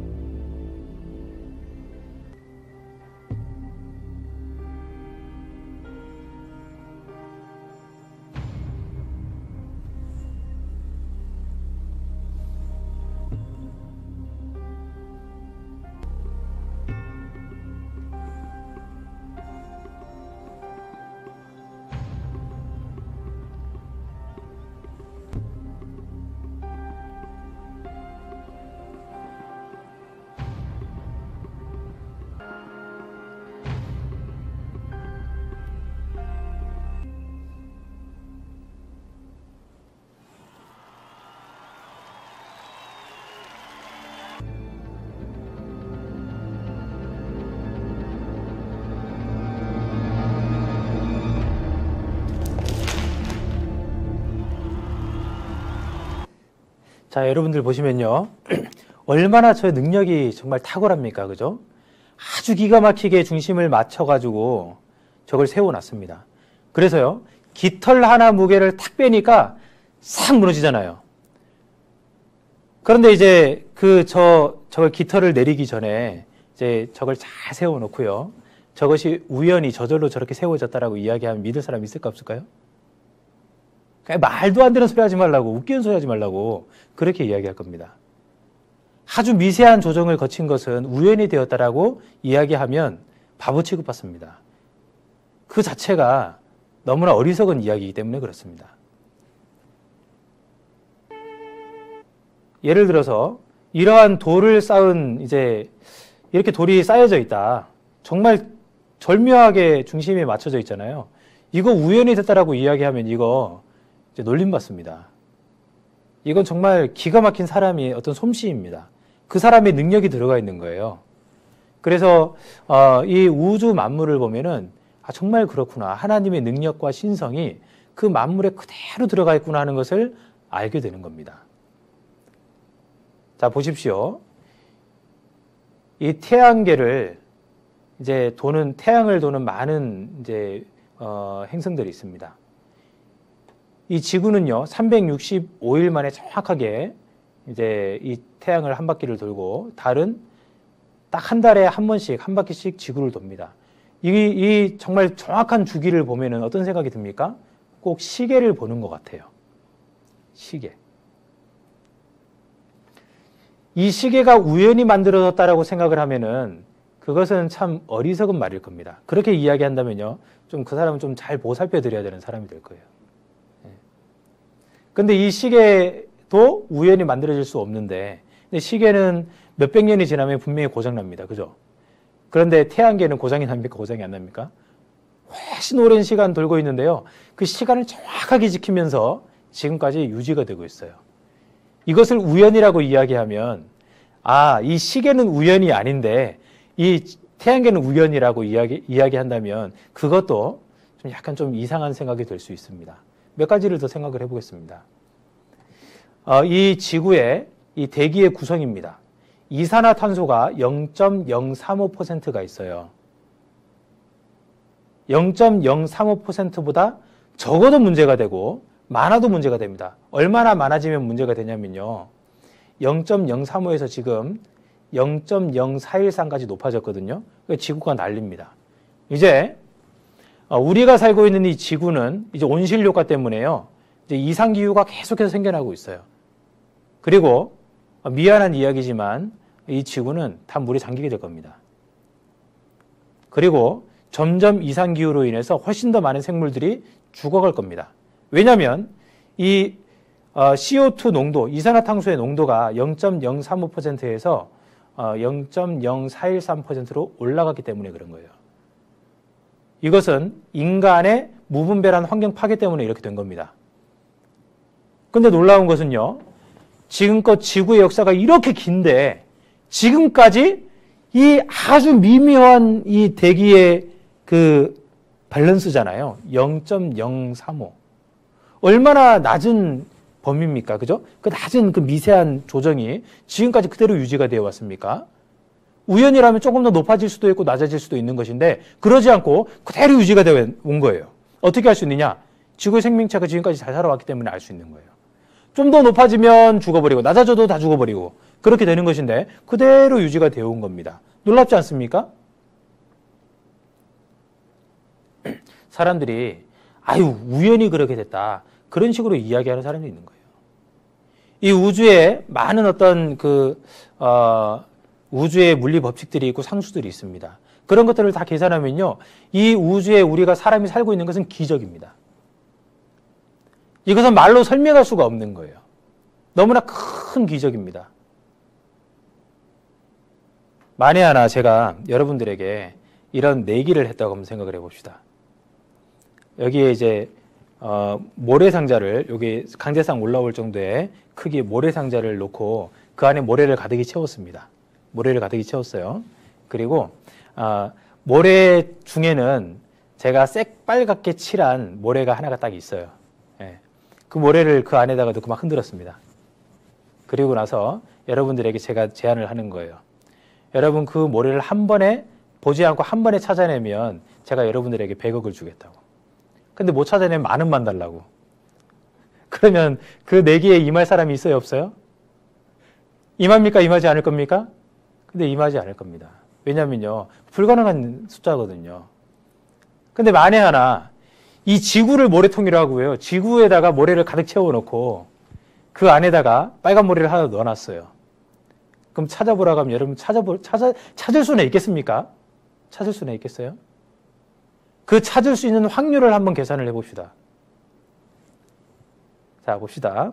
지구의 모래는 몇 개일까? 이제 어떤 사람이 계산을 했습니다. 지구 속이 모래로 꽉 차 있다고 가정할 경우, 이거 읽기도 힘들어요. 제가 못 읽겠습니다. 이거 766해입니다. 766해 2103경 3647 이거 하여간 뭐 읽어서 뭐예요? 하여간 이제 이렇게 많은 모래가 있다는 거예요. 그 약 넉넉하게 잡아서 10의 26승계라고 합니다. 26승이라는 건 동그라미가 26개가 있다라는 얘기예요. 어마어마한 이게 숫자입니다. 10에 26승 하면요. 10이 26개 있는 게 아니에요. 동그라미 20, 어마어마한 숫자입니다. 그러니까 어떤 숫자냐면 이것이 이 지구가 모래로 가득 차 있다고 할 때 그 모래의 개수가 이만큼 된다 그 얘기예요. 그런데 우주에 우연히 DNA를 포함한 세포가, 사람이 아니라 그냥 세포가 만들어질 확률을 계산을 하니까요. 약 10에 16만 7,626승분의 1인 거예요. 이거 너무 엄청난 숫자인 겁니다. 이걸요, 이렇게 계산을 해봤더니 10에 16만 7,626승을 숫자로 한번 써보니까 A4 용지 53회가 나옵니다. 동그라미만 쓰는데도. 그런데요, 이제 이 지구를 모래로 꽉 채웠다고 했을 때 10의 23승기라고 했잖아요. 첫 줄에 한 줄도 다 안 되는 거예요. 요만큼밖에 안 되는 거예요. 동그라미가. 그러면 이 지구 가운데 있는 모래 한 알갱이 찾아내는 확률보다도 이건 비교할 수 없는 어마무시한 확률인데요. 그 세포가 우연히 생겼다. 이야기할 수 있습니까? 불가능한 얘기하고 있는 거예요. 그래도 진화가 우연히 이렇게 환경에 의해서 그 환경은 그냥 우연히 그렇게 생길 수 있습니까? 말이 안 되는 이야기입니다. 사람들이 일부러 하나님을 믿지 않으려고 하는 겁니다. 훨씬 더 손쉽게 이야기할 수 있는 것은요, 하나님이 창조주가 계시고 창조주가 계획하에 이렇게 만드셨다. 그렇게 이야기하는 것이 훨씬 이성적인 말입니다. 아까 보셨잖아요. 그 절묘하게 그 균형을 맞춘 이제 그러한 이제 나무 작대기가 딱 세워져 있어요. 그거 우연히 세워졌다고 믿는 것이요, 어리석은 일이잖아요. 그런 사람 보살펴 줘야 됩니다. 그런데 우연히 사람이 생겨났다고 믿는 것이요, 그거 믿는 것보다 더한 거예요. 그 확률로 이거보다 훨씬 낮은 확률이거든요. 아니, 훨씬 더 달성 가능한 높은 확률이거든요. 네. 사람이 우연히, 이 지구에 우연히 탄생했고 살 수 있게 되었다라는 그런 말은, 그것은 진짜 얼토당토 않은 확률을 가지고 논하는 이야기입니다. 그것이 우리 시대 과학자들이 하는 이야기예요. 여러분들 근거를 다 따져봐야 됩니다. 학교에서 배우는 진화론에 대한 것들요, 근거를 다 따져봐야 됩니다. 여러분들 학교에서 배우는 오스트랄로피테구스, 자바원인, 크로마뇽인, 그렇게 하는 이야기들이요, 진짜로 사실인지 찾아보면요, 허구라고 다 밝혀진 내용들이거든요. 근데 왜 학교에서 가르치냐? 과학자들이 싫어합니다. 그것이 아니면 뭐라고 이야기해야 되는데, 하나님이 창조했다고 이야기해야 되냐? 그 얘기거든요, 결국에는요. 사람들이 하나님 믿기를 싫어합니다. 그런데요, 여러분들 곰곰이 생각해 봐야 돼요. 내가 싫어서 배척할 것이냐? 그런 사람을 어리석은 사람이라고 성경에는 말씀하십니다. 하나님이 계신 확실한 증거가 있다면, 여러분, 하나님 받아들이시겠습니까? 하나님이 계시는 확실한 증거가 있다면 여러분들 받아들이셔야 됩니다. 사람들이 하나님을 믿지 않는 이유가 있어요. 보이지 않아서 안 믿는다. 그리고 안 믿어도 아무 문제가 없어서 안 믿는다. 나쁜 사람이 더 잘 되지 않느냐. 죄를 지어도 당장 벌이 없어서 안 믿는다. 죽어봐야 알지 지금 당장 어떻게 하냐. 뭐 이렇게 얘기하는 사람들이 있어요. 근데 그 중에 이제 1번, 보이지 않아서 못 믿는다. 내가 안 보여서 못 믿겠다라고 이야기하는 사람도 있습니다. 그 참 어리석은 말이에요. 자, 여기 화면에 있는 이 동그라미를 잘 보셔요. 이것이 막 움직이는 것 같지 않아요? 이 스트레스 받은 사람이 보면 더 많이 움직인다고 합니다. 지금 제가 보니까요, 막 움직여요, 지금. 왜 스트레스를 받았는지 모르겠는데, 여러분들에게 꼭 정말 사실을 잘 전달하고 싶은 이제 그런 마음이 있어서 그런 것 같습니다. 이건 사람이나 뭐 짐승이나 할 것 없이 다 똑같이 생각을 해요. 이제, 고양이도 이렇게 보이는 거예요. 그리고 우리가 보는 이제 이 현실은요, 현실을 정확하게 반영하는 것이 아닙니다. 우리 눈이 그런 거예요. 보시면 여기는 넓어 보이고 여기는 좁아져 보이잖아요. 근데 사실은 그게 아니에요. 다 똑같은 너비를 가지고 있는 겁니다. 근데 왜 그렇게 보일까? 알고 봐도 그렇게 보여요. 왜냐면요, 우리의 눈은 이 세상을 살아가기에 적당할 정도로 만들어져 있는 겁니다. 이 세상에는 보이는 것이 22%, 보이지 않는 것이 78%라고 과학자들이 이야기합니다. 꽃은 보이지만 꽃향기는 안 보여요. 포도는 보이지만 포도의 맛은 안 보입니다. 개구리는 보이는데 개구리의 소리는 안 보입니다. 안 보이는 것이 많아요. 훨씬 많습니다. 여러분, 양심 있습니까? 양심이 있잖아요. 그죠? 근데 보여보셔요. 양심 안 보이잖아요. 전파 보입니까? 전파 안 보이는데 우리는 전파를 활용해서 많은 일들을 합니다. 하나님은 눈에 보이지 않는 분이라고 하셨어요.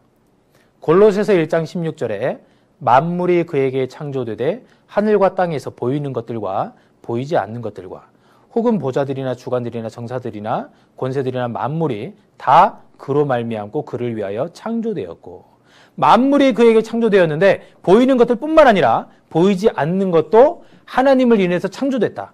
보이지 않는 것도 창조하신 하나님은 눈에 보이지 않는 분이십니다. 왜냐하면 첫 번째, 하나님은 영이시기 때문에 그래요. 우리는 그래서 이 세상 것들은 보는데 사람 속에 있는 영혼은 보지 못합니다. 하나님은 영적인 존재이십니다. 그리고 하나님은 무엇보다 크시기 때문에 볼 수가 없어요. 자, 코끼리 위에 올라간 개미가요, 코끼리 없다라고 이야기합니다. 나오보기만 해 확 밟아 죽여버리려니까 그렇게 이야기를 한다고요. 얼마나 어리석습니까? 자기가 거대한 코끼리 등에 올라타고 있다는 사실을 모르는 거예요. 하나님은 우주 만물을 창조하실 정도면요, 굉장히 광대하신 분이라는 것을 알 수 있는 거예요. 하늘은 나의 보좌요, 땅은 나의 발등상이다라고 말씀하셨습니다. 하나님은 굉장히 크신 분입니다. 하나님은 빛이시기 때문에 보지 못한다라고 했어요.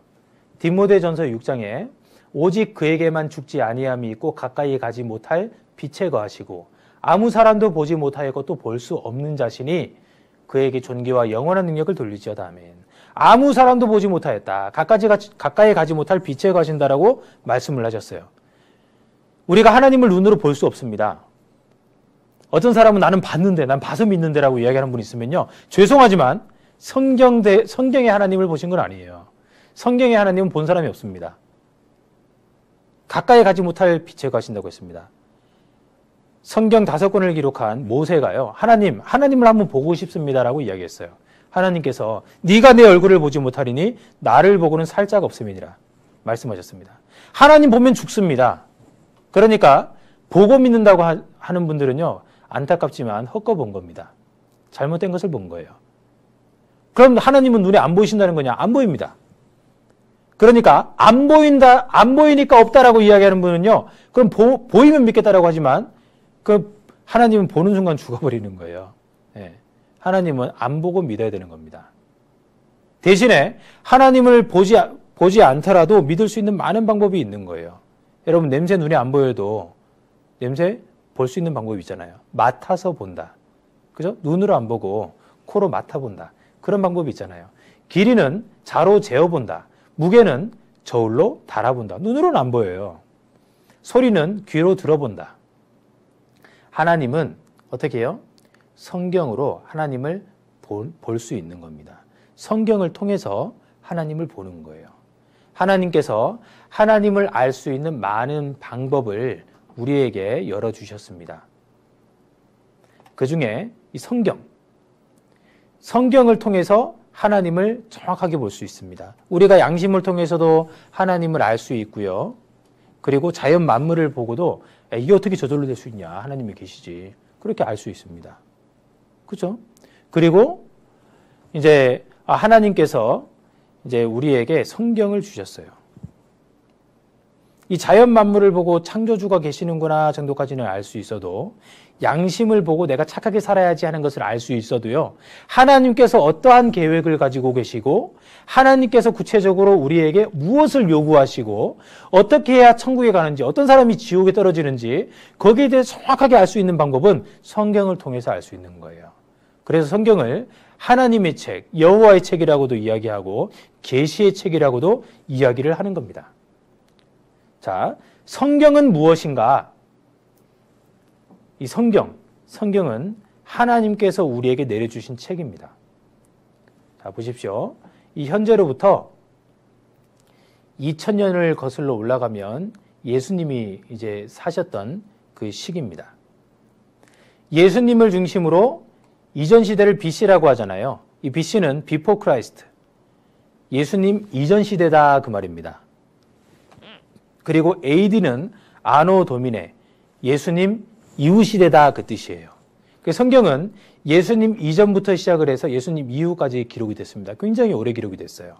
예수님이 이 세상에 오시기 1500년 전부터 예수님 오시기까지 예수님 이전에 기록된 책을 구약 성경이다 이야기를 합니다. 그리고 예수님이 오신 이후에 AD 100년까지 기록된 책을 신약 성경이다 이야기를 해요.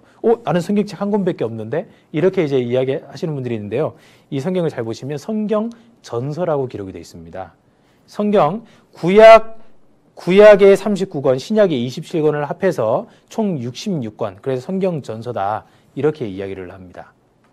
모든 성경을 한꺼번에 다 모아놓은 책이 우리가 지금 읽고 배우는 이 성경입니다. 이 성경은 오랜 기간 동안 기록이 됐기 때문에 한 명이 기록한 것이 아니라 40여 명의 사람이 하나님께서 불러주시는 것을 받아 적었어요. 그래서 기자라고 이야기를 합니다. 저자라고 하지 않고 기자라고 이야기합니다. 저자는 하나님이셔요. 그래서 성경에는 3000번이 넘도록 하나님께서 말씀하시기를 여호와께서 가라사대 이렇게 기록이 되어 있습니다. 하나님께서 말씀하셨다는 내용이 3000번이 넘게 적혀져 있는 거예요. 장소는 이스라엘, 이집트, 로마 등 아주 넓은 지역을 골고루 분포되도록 이렇게 기록이 됐습니다. 그래서 성경이 완성이 됐는데요. AD 100년에 보면은 고구려 백제 신라가 이때 이제 시작이 된 거예요. 그 시작쯤하고 거의 이제 엇비슷하게 성경은 이미 완성이 된 겁니다. 굉장히 놀라운 책이죠. 이렇게 오래된 책이 우리 시대에 읽혀지고 있는 겁니다. 그런데 많은 사람들이 이 책을 배우면서 삶이 변화되고 있어요. 구닥다리 책이 아니고 지금도 영향력을 미치고 있는, 세상에서 가장 많은 영향력을 미치고 있는 책이 성경입니다. 굉장히 놀라운 책이에요. 내가 믿지 않더라도 성경에 대해서는 공부를 해봐야 돼요. 성경의 7대 기적이라고 합니다. 형성의 기적, 통일성의 기적, 연대의 기적, 판매고의 기적, 흥미의 기적, 언어의 기적, 보존의 기적. 정말 놀라운 책이에요. 이 세상에서 가장 많이 팔린 책이 뭔지 아십니까? 성경입니다. 숱한 역경 헤쳐나온 영원한 베스트셀러. 어마무시한 책들이 팔리고 있어요. 해마다 6억 부 정도가 팔리고 있습니다. 이 지구상에서요. 놀랍지 않습니까? 그러니까 이렇게 많이 팔리는 책은 없어요. 그래서 이 올해의 베스트셀러 하고 이야기할 때 성경을 항상 빼놓고 이야기합니다. 왜냐하면 이 성경은요, 항상 베스트셀러이기 때문에 이제 두말하면 뭐하냐, 이제 모든 사람이 아는 건데 언급 자체를 안 합니다. 1000년간 가장 중요한 사건은 성경 인쇄다. 그렇게 이야기를 합니다. 달리행은 33위, 그 정도입니다. 그리고 성경은요, 가장 많이 팔리는 책임과 동시에 가장 많은 언어로 번역된 책이에요. 성경 번역 언어 2551개, 2013년입니다. 성서 번역 언어 지난해 21개 나라 총 2935개, 2935개로 번역됐다. 2015년 기준입니다. 2017년에는 전 세계 3,324개 언어로 번역됐다. 전 세계 98% 이상의 사람이 자기가 쓰는 언어로 성경을 읽을 수가 있습니다. 이런 책이 이 세상에 없어요. 2위로 가장 많이 번역된 책이 해리포터입니다. 62개 언어로 번역이 됐습니다. 1위와 2위의 격차가 3,000개가 넘는 언어의 격차가 있는 거예요. 이런 책이 세상에 없습니다. 그리고 15년 내 모든 언어로 완성된다고 2010년도에 이야기를 했습니다. 이제 4년 남았죠? 너희는 여호와의 책을 자세히 읽어보라. 이것들이 하나도 빠진 것이 없고 하나도 그 짝이 없는 것이 없으리니 이는 여호와의 입이 이를 명하셨고 그의 신이 이것들을 모으셨습니다. 너희는 여호와의 책을 대충 읽어보라 그랬습니까? 아니에요. 자세히 읽어보라. 자신이 있는 겁니다. 이 여호와는 하나님의 이름입니다. 하나님 하면 집에서 여러분들이 엄마, 아빠하고 부르는 것처럼 호칭입니다. 엄마, 아빠가 아버지의, 어머니의 이름이 아니잖아요. 우리가 하나님 할 때 그것은 호칭이에요. 하나님의 기념칭혼이라 하신 그 하나님의 기념칭호 이름은 여호와입니다. 그런데 우리가 여호와, 여호와 이렇게 부르면요, 아주 버릇없는 것처럼 이제 보이니까 하나님하고 부르는 거예요. 이 성경은 여호와의 책, 하나님의 책이라고 말씀하시는 겁니다.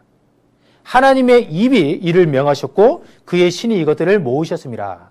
그래서 성경을 쓴 기자들은요, 하나님의 감동으로 그리고 하나님께 받아서 말했다라고 성경은 증거하고 있습니다.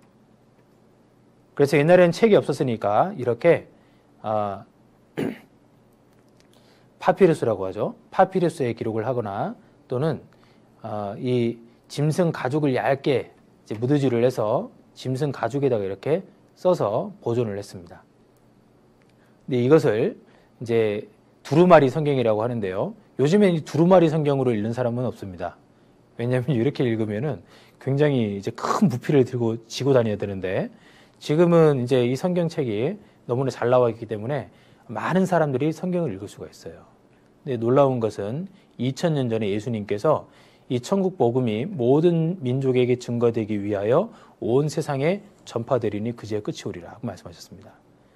우리 시대는 예수님께서 말씀하신 그 시대가 된 거예요.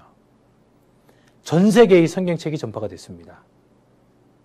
그리고 사람들이 이 성경을 연구하는데 굉장히 놀라운 일들이 뭐냐면 이 성경은 하나님의 책인 거예요. 자세히 읽어보라고 그랬죠. 자세히 읽으면 읽을수록 놀라운 거예요. 왜냐하면 이 성경에는 2000년 전에 이 성경은 이미 완성이 됐습니다. 그런데 우리 시대에 일어날 일들도 그대로 예언을 하고 있거든요. 그리고 고고학이 아무리 발달해도 이 세상의 기원에 대해서는 정확한 증거를 찾을 수가 없는데, 그러니까 무슨 말이냐면 이 세상에 인류가 어떻게 시작이 됐는지 사람들은 추측만 할 뿐 정확하게 이야기할 수 있는 사람이 없습니다. 근데 성경에는요, 이 세상 시작을 이야기하고 있는 거예요. 그런데 과학이 발달돼서 더 많은 것을 추측하고 더 많은 것을 이제 밝혀낸 것들이 있지만 성경은 그 이전에 이미 이 세상 역사의 시작부터 이 세상 역사의 끝까지를 다 이야기를 하고 있는 겁니다. 그런데 이제 사람들이 이게 너무 신기하니까요. 하나님을 믿기 싫어하는 사람들이 이런 얘기를 했었어요. 야, 이 성경 고쳐 쓴 거 아니냐. 그렇게 얘기를 한 겁니다. 일이 이루어지고 나서 고쳐 쓰고 일이 이루어지고 나서 고쳐 쓰고 하면 얼마든지 예언이 다 맞았다고 이야기할 수 있는 거 아니냐. 이렇게 얘기를 하는 거예요. 근데 놀라운 일이 있었습니다. 자, 보시면 1947년도에요. 이 사해, 그러니까 이스라엘의 동굴에서, 사해 지역의 동굴에서 아주 오래된 이 성경의 사본이 발견이 됐습니다. 지금으로부터 2100년, 2200년 이전에 기록된 이 성경의 사본들이 발견이 된 거예요. 이 지역인데요. 이렇게 발견이 됐습니다. 이 항아리에 보존이 된 형태로 발견이 됐는데요.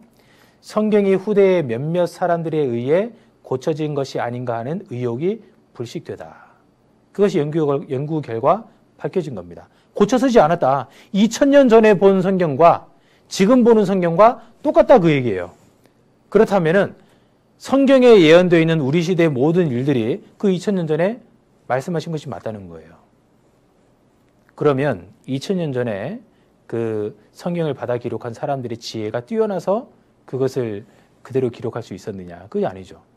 성경을 기록한 사람들 가운데는 이제 뛰어난 그 지식을 가진 의사도 있었고, 그리고 학자도 있었지만요, 농부도 있었고, 목동도 있었고요, 장군도 있었고, 여러 사람들이 있는 거예요.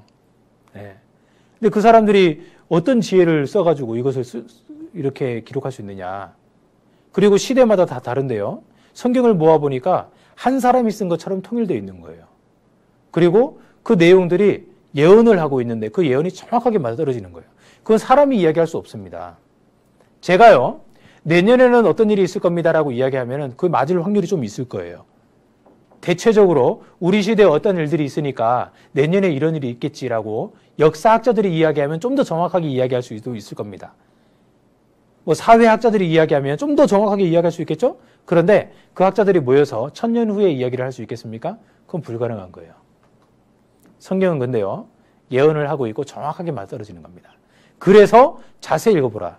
여호와의 책이다 말씀을 하시는 겁니다. 자, 성경은 하나님의 책입니다. 하나님은 창조주셔요. 그래서 만물에 대해서 말씀하시는데 만물이 그대로 설명이 되는 겁니다.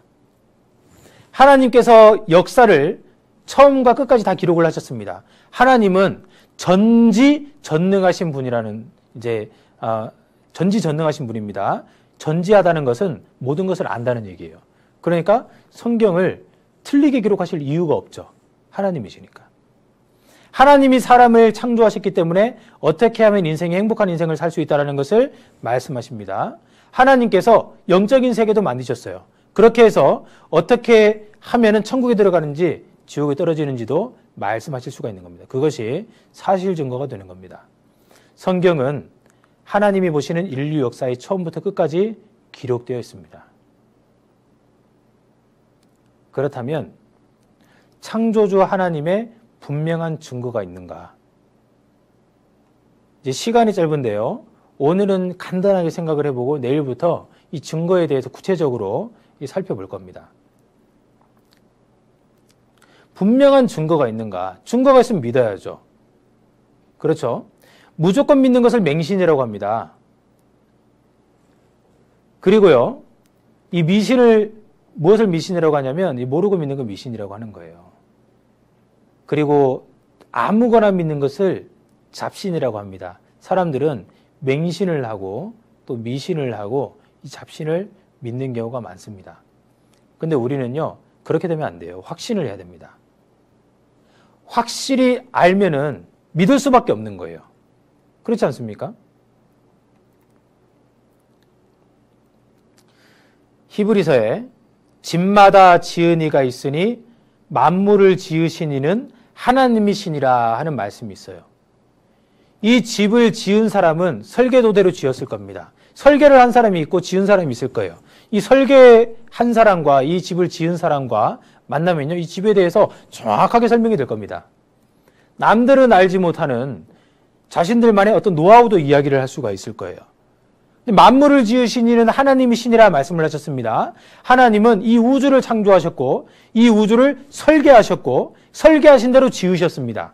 그러면 사람들은 알지 못하는 크고 비밀한 일들을 하나님께서는 말씀하실 수가 있는 거예요. 당연한 거 아닙니까?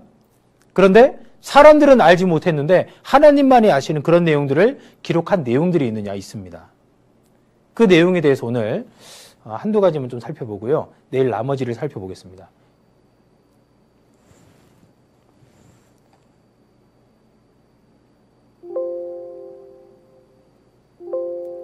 이게 왜 안 열릴까요?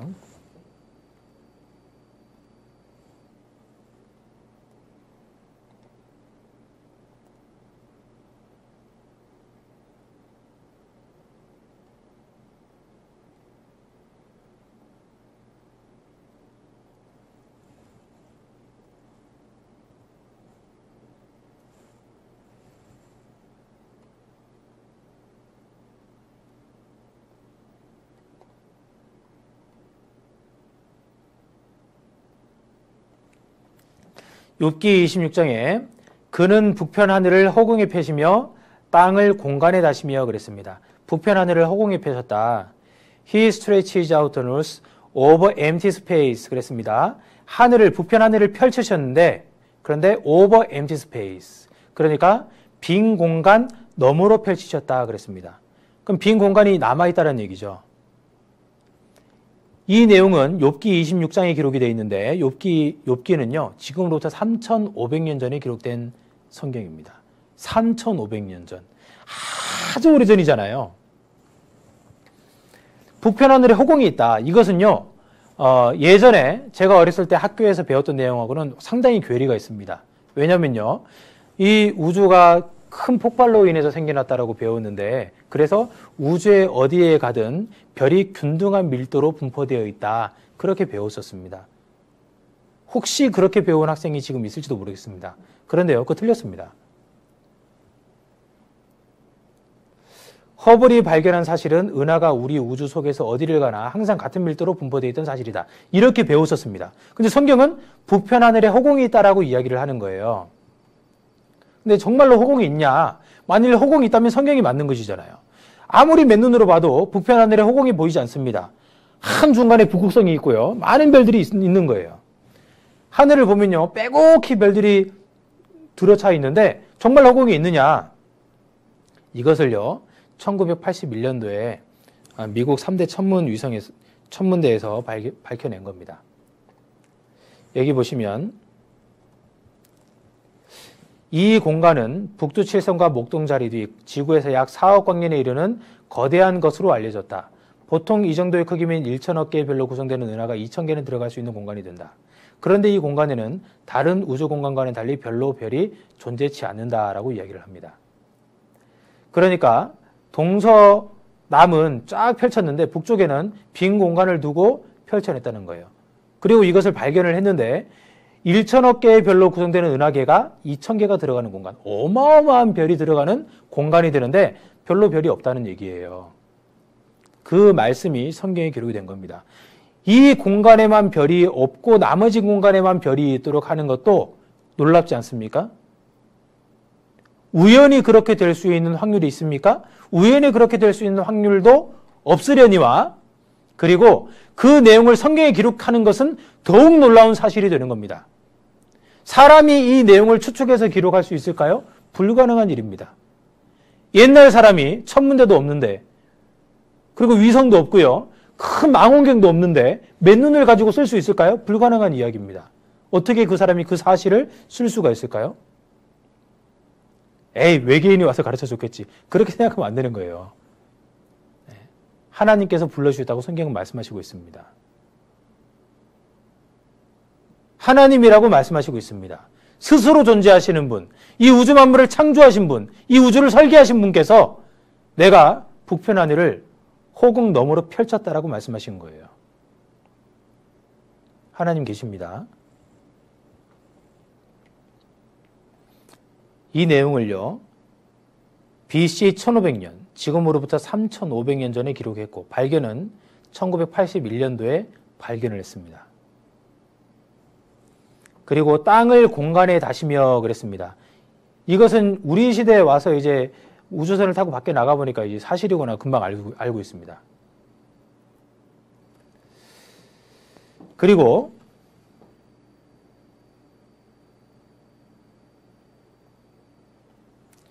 그가 물을 가늘게 이끌어 올리신 즉 그것이 안개되어 비를 이루고 그것이 공중에서 내려 사람 위에 쏟아지느니라. 물을 가늘게 이끌어 올리신 즉 바닷물이 쫙 증발이 되잖아요. 그것이 안개되어 비를 이루고 구름이 둥둥 떠다닙니다. 그죠? 그리고 나서 그것이 공중에서 내려 사람 위에 쏟아지느니라. 이제 비가 되는 겁니다. 근데 이것을 이제 그 대기의 순환, 증발, 응결, 강수, 그 이제 우리 시대에 와서는 그렇게 이야기를 합니다. 그 당연한 거 아니냐, 뭐 그걸 가지고 이야기하냐 하는데요. 그게 이제 밝혀진 것은 16세기, 17세기 돼서 밝혀졌습니다. 그 이전에는 이제 전혀 그런 것에 대한 지식이 없었던 거예요. 근데 이것이 기록된 것은 3,500년 전에 기록됐습니다. 초등학교 4학년 이제 보면요, 물의 순환에 대해서 이제 이야기를 하잖아요. 근데 이것이 지금으로부터 3,500년 전에 성경에서는 말씀하시고 있는 거예요. 물의 순환 과정에 대해서는 16세기, 17세기경에야 비로소 완전히 이해되었다 그러잖아요. 그리고요, 바람의 경중을 정하시며, 바람이 경, 이제 가벼울 경자입니다. 중, 무거울 중자입니다.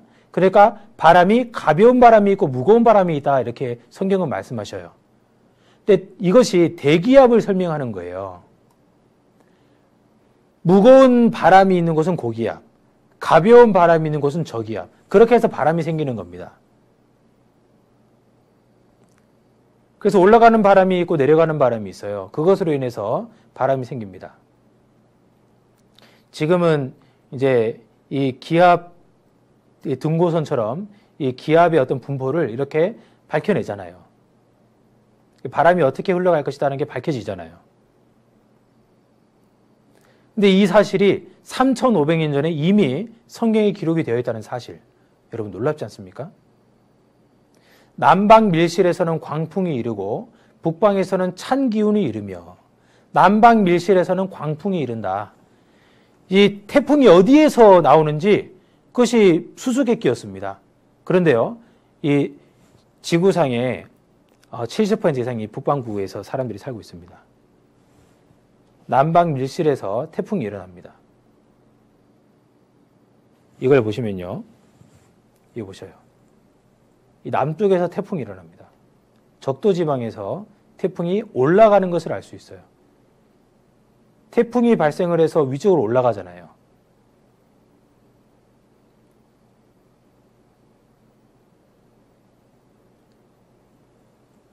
지금도 태풍이 어떻게 해서 시작이 되는지 생겨나는지 거기에 대해 명확하게 이야기할 수 있는 사람이 없는 거예요. 남방 밀실에서 이 태풍이 생겨난다라고 성경은 말씀하시고 있습니다. 그리고 공중의 새와 바다의 어족과 해로에 다니는 것입니다. 여기서 해로가 나오잖아요. 바다에 길이 있다고? 바다의 길을 말하는 겁니다. 바다에 길이 있다고? 이 사실을 알지 못했을 때 사람들이 배를 타고 망망대해를 떠도는 것이요, 너무나 힘든 일이었습니다. 근데 바다의 길을 발견한 이후에는요, 굉장히 효율적으로 바다를 이동할 수가 있게 됐어요. 실제로 바다의 길이 이렇게 많이 발견이 됐습니다. 우리 시대에 와서 이렇게 발견이 된 거죠. 그런데 이것을 어떻게 발견을 했느냐? 이제 마우리라는 사람이요, 1806년에 태어난 마우리라는 사람입니다. 이 사람이 아파서 병원에 누워있을 때 성경을 읽다가 시편 8편에 이 해로라는 말을 읽은 거예요. 그러다가 바다에 길이 있다고? 그래서 말씀에 근거를 해서 찾아보니까 바다의 길이 발견이 된 겁니다. 이런 사실들이 굉장히 많습니다, 여러분. 하나님께서 어떻게 이 사실을 아셨을까? 어떻게 이 사실을 성경에다가 기록을 할 수가 있었을까? 하나님은 천지를 창조하신 창조주니까요. 너무나 간단한 겁니다. 여러분, 성경에 만일 틀린 것이 하나라도 나오면 제가 당장 이 성경 던져버리고요. 말씀을 믿지 않겠습니다. 어떤 사람이 그럽니다. 야, 성경 이거 내가 웬만하면 믿으려고 했는데 다 끼에 맞춘 거 아니냐고. 하나같이 다 들어맞는다고. 이게 너무한 거 아니냐. 내가 그래서 못 믿겠다라고 이야기하는데요. 여러분, 틀릴 수도 있는 하나님이라면 믿겠습니까? 하나님이라면 무조건 다 맞아야 되는 거예요. 이상하리라만치 다 들어맞는 겁니다. 그래야지 하나님이죠. 하나님이 계십니다. 그 하나님께서 천지 만물을 창조하셨고 우리 인간도 창조하셨어요. 그리고 우리에게 원하는 것이 있습니다. 우리에게 바라는 것이 무엇이냐면 하나님을 올바로 알고 천국에까지 들어오기를 간절히 원하시는 겁니다. 그 방법까지를 성경에다가 말씀을 하고 계십니다. 내가 피한다고 해서 하나님 앞에 서지 않는 것이 아니에요. 이 세상에 살 때는 내가 마음대로 살 수 있습니다. 근데 죽음을 건너가고 나면 반드시 하나님 앞에 서야 되는 거예요. 한 번 죽는 것은 사람에게 정하신 것이요 그 후에는 심판이 있으리니. 우리는 우리 인생을 마음껏 살 수 있는 자유는 가졌지만 하나님 앞에 섰을 때 그 삶에 대해 평가를 받게 되고 그리고 심판을 받게 될 것입니다. 피할 수 없습니다. 내일 이 시간에는요, 하나님께서 정말로 계시는 그 증거에 대해서 더욱 구체적으로 여러분들에게 말씀을 드릴 겁니다. 여러분들 곰곰이 잘 들어보셔야 돼요. 그리고 객관적으로 판단을 하셔야 돼요. 하나님이 참으로 계시느냐. 계신다면 정직한 마음으로 하나님 앞에 나오셔야 됩니다. 그런다면 이번 말씀이 쭉 증거가 돼서 이 토요일 말씀이 증거가 될 때 이 말씀을 듣는 많은 분들이 천국에 들어갈 확신을 얻게 될 겁니다. 여기까지 말씀드리고 기도드리고 마치겠습니다. 하나님 감사합니다. 이번 한 주간 하나님 말씀을 배울 수 있는 시간을 허락하시고 또 하나님을 알 수 있는 많은 증거들을 성경에 기록하셔서 많은 사람들에게 하나님을 올바로 알 수 있는 기회를 허락하심을 감사합니다. 내일 이 시간에도 많은 분들이 말씀을 들을 수 있도록 도와주시고 말씀 듣는 모든 분들이 끝까지 말씀을 듣고 하나님에 대해서 올바로 알고 영혼의 구원함을 얻을 수 있도록 도와주시옵소서. 예수님 이름으로 기도드렸습니다. 아멘. 네, 수고하셨습니다.